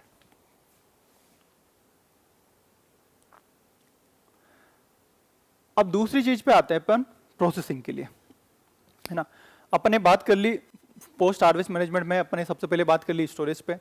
दूसरी चीज बात करेंगे अपन प्रोसेसिंग के लिए, कि मैं टमाटर नहीं, टमाटर का सॉस बेचूंगा। ठीक है, मैं मैंगो नहीं, मैंगो का जूस बेचूंगा, ताकि ज्यादा इनकम हो। तो प्रोसेसिंग के लिए क्या क्या चीजें हमारे यहाँ पे होती हैं। फॉर एग्जाम्पल, ये जमील भाई का आपको फोटो दिखाता हूँ मैं, केरला की जमील भाई है ये। ठीक है, जमील भाई पहले क्या करते थे, मूंगफली के लड्डू बनाते थे, नॉर्मल हाथों से बनाते थे, कैसे बनाते थे, छोटे छोटे लड्डू बनाते थे, तो बढ़िया दुकान चल रही थी। फिर एक स्कीम आती है कि यार सरकार ना, ऐसे जमील भाई की तरह खूब सारे भाई हैं जो ये काम करते थे, कोई मूंगफली के लड्डू बना रहा है, कोई तिल के लड्डू बना रहा है, कोई क्या चीज बना रहा है, कुछ ना कुछ प्रोसेसिंग कर रहे हैं, लेकिन छोटे लेवल पे कर रहे हैं। तो समझ में आया कि यार इन लोगों को अगर ढंग की मशीनें दें, ये तो अभी अनौपचारिक तरीके से बना रहे हैं, ठीक है, थोड़ा बहुत इन्होंने, जैसे अपने गांव में अचार, महिलाएं अचार बनाती है, तो अनौपचारिक तरीके से अगर अपन इनको ढंग की मशीनें दें और इनका औपचारिकरण कर दें कि तुम ये ढंग की मशीनें ले दो और बनाओ, तो तुम ज्यादा बना सकते हो। तो जमील भाई को भी अपन ने पैसे दिए। आज जमील भाई क्या कर रहे हैं, ठीक है, आज जमील भाई सिर्फ ना केवल मूंगफली के लड्डू बना रहे हैं, ये भाई साहब काजू के भी लड्डू बना रहे हैं, सबके लड्डू बना रहे हैं, और बहुत बड़ा धंधा इन्होंने फैला लिया है। तो एक स्कीम है सबसे पॉपुलर सेंट्रल गवर्नमेंट की, उसका नाम है प्रधानमंत्री formulation of micro food enterprises. जो माइक्रो फूड, जो छोटी फूड प्रोसेसिंग की यूनिट्स होती हैं, उनको फॉर्मलाइज्ड कर पाए, जो अभी अपने तरीके से छोटे मोटे तरीके से काम करे नहीं, भाई ढंग की मशीन ले लो, ढंग से काम करो, किसने रोका तुम्हें? उसके लिए अपन ये स्कीम लेके आए। प्रधानमंत्री सूक्ष्म खाद्य प्रसंस्करण उद्यमों के औपचारिकरण की योजना है ये, ठीक है। अब इसको भी पढ़ना जरूरी है क्योंकि ये इकोनॉमिक रिव्यू में हर साल आती है और इंपॉर्टेंट है, तो मेंस में हमारे लिए इंपॉर्टेंट रहेगी, ठीक है। करना क्या चाह रहे हैं अपन? सरकार ने बोला, ये स्कीम आई 2020-21 से 25-26 के लिए, अभी एक्सटेंड किया है 25-26 के लिए, है ना, कि इसमें अपना टारगेट है कि अपन ऐसी जो यूनिट्स हैं, जो माइक्रो फूड प्रोसेसिंग यूनिट है, ऐसी 2 लाख यूनिट को टारगेट करेंगे और उनको फॉर्मलाइज करने की कोशिश करेंगे, उनका औपचारिकरण करने की कोशिश करेंगे। और ये जो टोटल फंड है इसके लिए, वो निर्धारित किया है केंद्र सरकार ने 10,000 करोड़ रुपए। अभी सेंट्रली स्पॉन्सर्ड स्कीम है, तो सेंटर स्टेट के बीच में डिवाइड होता है, 60-40 पैसा चलेगा, बाकी 90-10 वहां पे चलता ही है, ठीक है। और बाकी राजस्थान में इस साल जो बात हुई है, तो ऐसे इंक्यूबेशन सेंटर की वहां पे मतलब होगा ना, कि जहां पे तुम्हें बता सकें कि भाई देखो तुम इस धंधे को इस तरीके से कर सकते हो, तुम अभी इस तरीके से कर रहे हो, इसको इस तरीके से कर दो। इंक्यूबेशन सेंटर अपन बनाते हैं, तो इस साल 8 जिलों में 8 केंद्र बनाए गए हैं, ठीक है। और प्रोसेसिंग के लिए क्या हो रहा है, तो एक तो स्कीम ये काम कर रही है जो सेंटर की है, जो हमारे यहाँ पे एक सबसे बड़ी स्कीम होती है प्रधानमंत्री किसान संपदा योजना, ठीक है, जो आपको इकोनॉमी में पढ़ाई जाएगी, नियम सर पढ़ाएंगे। इसमें भी अपन मेगा फूड पार्क बनाते हैं, कोल्ड स्टोरेज बनाते हैं, ये सारी चीजें अपन करते हैं, ठीक है। एक राइजिंग राजस्थान समिट में भी ये घोषणाएं हुई थी। इस स्कीम में प्रधानमंत्री formulation of micro food and processing enterprises, इसमें क्या क्या है, तो भाई देखो इसमें 5 कंपोनेंट है ना। क्या क्या है? पहला, अगर मान लो मैं खुद ना, जैसे मैं खुद मेरी फूड प्रोसेसिंग की डिग्री को यूज करते हुए बोलूं कि यार मुझे फूड प्रोसेसिंग की यूनिट खोलनी है, तो मैं खोलने जाऊंगा तो मुझे सब्सिडी मिलेगी। तो मैं बोलूंगा कि भाई मेरा है ना 1 करोड़ का प्लांट है, तो ये सरकार बोलेगी कि 1 करोड़ का प्लांट है, तो भाई साहब हम आपको 35% की प्रोजेक्ट कॉस्ट दे सकते हैं या 10 लाख मैक्सिमम दे सकते हैं। आपका 1 करोड़ प्लांट है तो 35% कितना हो गया? 35 लाख। 35 लाख नहीं देंगे, 10 लाख देंगे, ठीक है। तो 35% या 10 लाख रुपए यहाँ पे मिलते हैं, और मिनिमम 10% बेनिफिशियरी को मिलाना पड़ेगा। एक तो इंडिविजुअल यूनिट होगी, एक कॉमन यूनिट जिसमें कोऑपरेटिव, फार्मर प्रोड्यूसर ऑर्गेनाइजेशन, ये सब लोग आते हैं, उसमें भी 35% सब्सिडी मिलती है। उसके अलावा प्रोडक्ट बन गया, जैसे जमील भाई का प्रोडक्ट बना दिए, काजू के लड्डू बना दिए। अब पहले तो जमील भाई सिर्फ गांव में फेमस थे, उनके आसपास में, कि सिर्फ भाई मूंगफली के लड्डू अच्छे बनाते हैं। अब उनके काजू के लड्डू कौन खरीदे? तो ब्रांडिंग है, तो ब्रांडिंग का सपोर्ट यहाँ पे मिलता है, ब्रांडिंग एंड मार्केटिंग का मिलता है। कॉमन इंफ्रास्ट्रक्चर है ना। और इसके अलावा जैसे जमील भाई जैसे दूसरे भाई होंगे, तो जैसे मान लो उनके लिए कॉमन इंफ्रास्ट्रक्चर बना दिया कि यहाँ पे पैकेजिंग कर सकते हो सारे आके, सब अपने अपने ले आओ, सबकी पैकेजिंग एक जगह पे हो जाएगी, या सबके लेबलिंग एक जगह पे हो जाएगी, ठीक है। तो कॉमन इंफ्रास्ट्रक्चर भी बनाया जाता है और ट्रेनिंग भी दी जाती है। तो 5 कंपोनेंट है। इंडिविजुअल आदमी आता है, उसको भी पैसा मिलेगा 35% या 10 लाख रुपए मैक्सिमम। कोई ग्रुप आता है, सेल्फ हेल्प ग्रुप, कोऑपरेटिव, उसको भी 35%। ब्रांडिंग के लिए भी सपोर्ट मिलेगा, कॉमन इंफ्रास्ट्रक्चर के लिए भी सपोर्ट मिलेगा और ट्रेनिंग के लिए भी सपोर्ट मिलेगा। ये 5 कंपोनेंट इस स्कीम के होते हैं, ठीक है। उसके अलावा राजस्थान में क्या क्या है, ठीक है। थोड़ा टाइम हो गया है, बट अपन इसको थोड़ा सा खींच लेते हैं, थोड़ा सा 10-15-10 मिनट और लेंगे अपन। पोस्ट हार्वेस्टिंग के लिए क्या क्या अपन कर रहे हैं राजस्थान में। तो राजस्थान में पिछले 1-2 साल पहले एक पॉलिसी आई थी, food park development and land allotment policy. तो अभी जनरली इस पॉलिसी की बात कर रहा हूँ, स्पेसिफिकली इस पॉलिसी की बात कर रहा हूँ कि जिसमें ऐसा बोला गया था ऑक्शन जरूरी नहीं है। जैसे मान लो मेरे पास फूड प्रोसेसिंग की डिग्री है, मैं बोलूँ कि यार मैं तो लगाना चाहता हूँ प्लांट, सरकार बोले कि नहीं ऑक्शन करवाते हैं, ऑक्शन करवाएंगे, कोई लोग मिल रहे हैं, 2 लोग आ रहे हैं, नहीं आ रहे, 1 साल निकल गया, अरे भाई मेरी डिग्री, मेरे पैसा है, मैं लगाना चाहता हूं, क्यों मना करते हो? तो यहाँ पे अपने प्रायोरिटी रखी थी और बिना ऑक्शन के भी अपने लैंड अलॉटमेंट करने की कोशिश करी थी। तो वो पॉलिसी थी food park development and land allotment policy 2024। फिर अपनी इन्वेस्टमेंट के लिए एक स्कीम है जिसमें अपन सारे इन्वेस्टमेंट एक जगह पे ले रखें कि सोलर पावर प्लांट खोल रहे हो तो भाई इतनी छूट मिलेगी, है ना। ईवी के लिए कुछ इंफ्रास्ट्रक्चर बना रहे हो तो इतनी छूट मिलेगी। वैसे ही अगर आप फूड प्रोसेसिंग का कुछ इंफ्रास्ट्रक्चर बना रहे हो तो इतनी छूट मिलेगी। तो इसमें बात की रखी है रिप्स में कि आपको अगर कोई आप agro and food processing unit बना रहे हो, आप कोई जेली यूनिट बना रहे हो, जेली बनाने की, है ना, या फिर आप कोई पापड़ वापड़ कुछ भी बना रहे हो, तो आपको लगभग उस प्रोजेक्ट का 50% या 1.5 करोड़ मैक्सिमम। खर्चा 3 करोड़ आ रहा है तो 50% 1.5 करोड़ मिल जाएंगे। खर्चा 4 करोड़ आ रहा है, 2 करोड़ नहीं मिलेंगे, 1.5 करोड़ ही मिलेंगे। तो 50% कैपिटल इन्वेस्टमेंट सब्सिडी मिलती है और मैक्सिमम 1.5 करोड़ तक मिलती है। उसके अलावा फूड प्रोसेसिंग के लिए और क्या है, तो फूड प्रोसेसिंग के लिए अपना रीको है। तो रीको क्या करता है ना, फूड पार्क बनवाता है ना। इंडस्ट्री डेवलपमेंट का काम रीको देखता है, उसमें अगर मैं एग्रीकल्चर की बात करें तो रीको करता है। तो रीको ने ना फूड पार्क बना रखे हैं, सॉरी। तो ये जो मैंने आपको फूड पार्क का कंसेप्ट समझो, एक तो होंगे मेगा फूड पार्क जो मतलब बड़े लेवल पे, जैसे फॉर एग्जांपल ये अपना राजस्थान है, ये अपना राजस्थान है। तो एक मैंने रूपनगढ़ में बना दिया, अब यहाँ से जयपुर से है ना और अजमेर से ये है ना आसपास की जगहों से सारी चीजें आ रही है और एक जगह पे प्रोसेस हो जा रही है। तो मेगा फूड पार्क का ऐसा सिस्टम होता है ना कि कॉमन अपन ने एक जगह बना दिया। ये अपन प्रधानमंत्री किसान संपदा योजना से बनाते हैं, ठीक है। एक अपना रीको है, ये भी एग्रो फूड पार्क बनाता है। जैसे इसने 4 एग्रो फूड पार्क बना रखे हैं, ठीक है। और क्या है, अपने यहाँ पे देखो कुछ क्लस्टर भी बनाते हैं। क्लस्टर से मेरा मतलब है, जैसे मान लो लहसुन बढ़िया होता है, जैसे मान लो इसबगोल बढ़िया होता है जालोर सांचौर के एरिया में, तो मैं सिर्फ जालोर को ना करते हुए इस पूरे एरिया को टारगेट करूं क्लस्टर को, तो क्लस्टर बेस्ड भी अपन करते हैं। और अपन और प्रोसेसिंग के लिए क्या करते हैं, कुछ जैसे ये मान लो कुछ बहुत ही जहां जिसका प्रोडक्शन हमारे यहाँ पे बहुत अच्छा होता है, तो उसके स्पेसिफिक अपन बना जा सकते हैं। जैसे कि राजस्थान क्या है ना, अपना स्पाइस हब है राजस्थान का, मसाले बहुत अच्छे होते हैं यहाँ पे, ठीक है। तो मसालों के लिए अपन ने 2 सेपरेट बना रखे हैं, 2 स्पाइस पार्क बना रखे हैं, ठीक है। ये सेपरेट बना रखे हैं प्रोसेसिंग के लिए, ठीक है। उसके अलावा और बेटर कर सकें इसके लिए सेंटर ऑफ एक्सीलेंस भी बनाते हैं कि कैसे अपन वेराइटी जो है उसमें और अच्छा कर सकें और अच्छा कर सकें। तो उत्कृष्टता केंद्र भी अपन बनाते हैं ताकि बेहतर अमरूद होगा, बेहतर अनार होगा, उसकी प्रोसेसिंग अच्छी होगी, अच्छी क्वालिटी का रहेगा। तो सेंटर ऑफ एक्सीलेंस भी अपन बनाते हैं, ठीक है। तो प्रोसेसिंग में अपन ये चीजें करते हैं। तो मेगा फूड पार्क हमारे यहाँ पे एक बार देख लेते हैं क्या क्या है। तो 2 मेगा फूड पार्क है हमारे यहाँ पे, है ना। एक green tech mega food park है अजमेर के रूपनगढ़ में, और एक Shri Ram mega food park है जो अभी ऑपरेशनल नहीं हुआ है, काम चल रहा है, बीकानेर के पलाना में। 2 स्पाइस पार्क हैं, एक तो जोधपुर में है, एक रामगंज मंडी कोटा में है, ठीक है। 3 एग्रो क्लस्टर हैं, जयपुर, जोधपुर, टोंक में है, ठीक है, जो मैंने आपको बताया। उसके अलावा एक एग्रो फूड पार्क और है जो बोरनाडा, जोधपुर, ये सॉरी हाँ, ये जो 4 एग्रो फूड पार्क बताए मैंने रीको के, एक तो बोरनाडा जोधपुर में है, और एक कोटा में है, एक अलवर में है, और एक श्री गंगानगर में है। एक अपन agro and food processing zone और बना रहे हैं, जोधपुर में है, तिनवाड़ी के अंदर अपन बना रहे हैं। इसके अलावा एक और चीज क्या है, एक और अपन बनाते हैं कि ये तो बहुत कोई क्रॉप स्पेसिफिक क्लस्टर बेस हो गया, एक बीच में अपन सेंटर पे कोई मेगा फूड पार्क बना दिया। अब अपन चाहें कि मैं जैसे बूंदी का हूं या आसपास मान लो नैनवा के एरिया में हमारे आसपास कोई चीज होती है, अब मिनी फूड पार्क बना सकते हैं क्या आसपास, सिर्फ उसी क्रॉप के लिए, उसी एरिया के लिए। तो अपन ने 2022-23 के बजट में बात करी थी कि अपन को मिनी फूड पार्क भी अपन प्रमोट करें। तो पहला मिनी फूड पार्क बनाया गया था बाड़मेर के बाड़मेर में।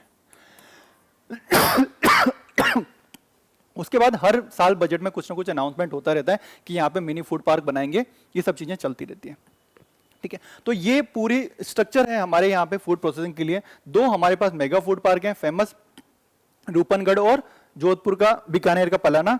एक प्रोसेसिंग जोन है तिनवाड़ी जोधपुर में। 4 एग्रो फूड पार्क हैं, बोरनाडा, कोटा, अलवर, श्रीगंगानगर, और एग्रो क्लस्टर हैं, स्पाइसेस पार्क हैं जोधपुर, रामगंज मंडी में।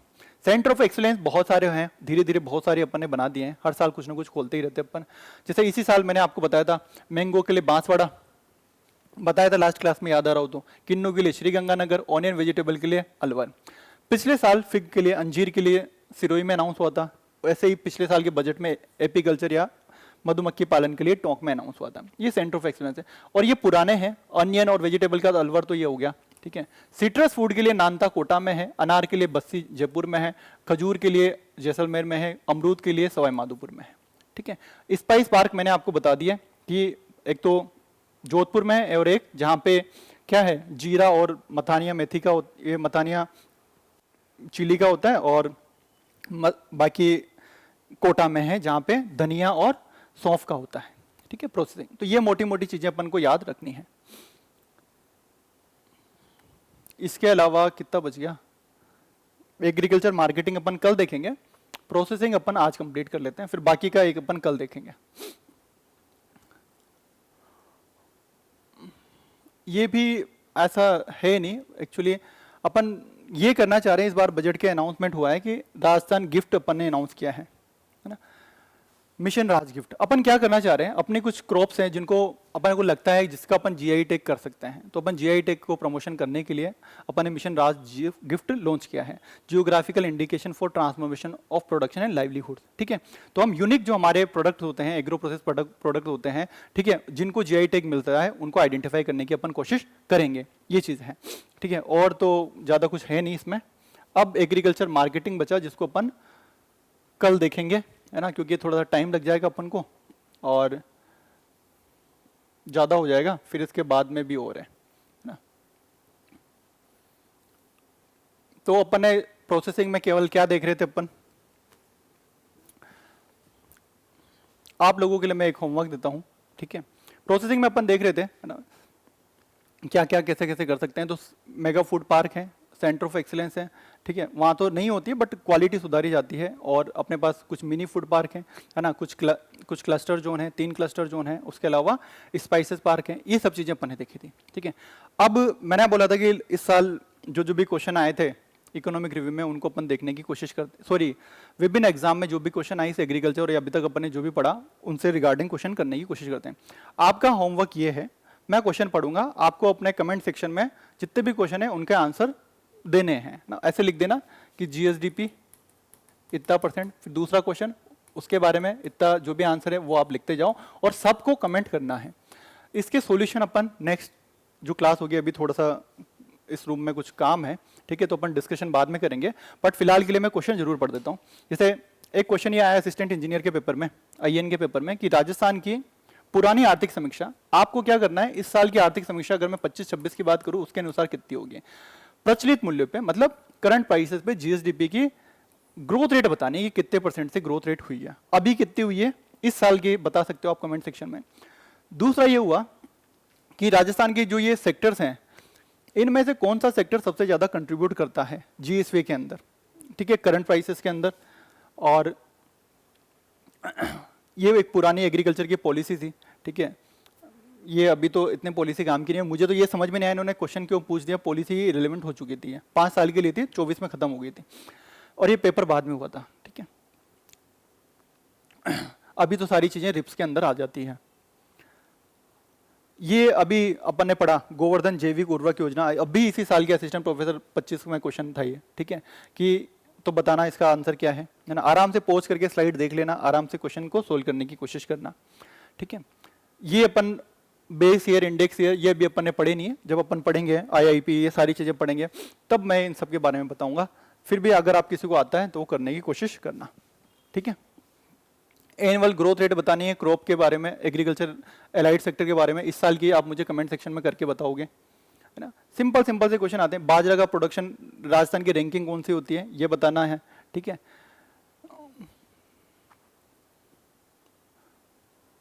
हाँ, इस बार एग्रीकल्चर सेक्टर का कांस्टेंट प्राइस पे क्या कंट्रीब्यूशन है ये बताना है, सिंपल सा, इस साल का आप बताओगे आप कमेंट में।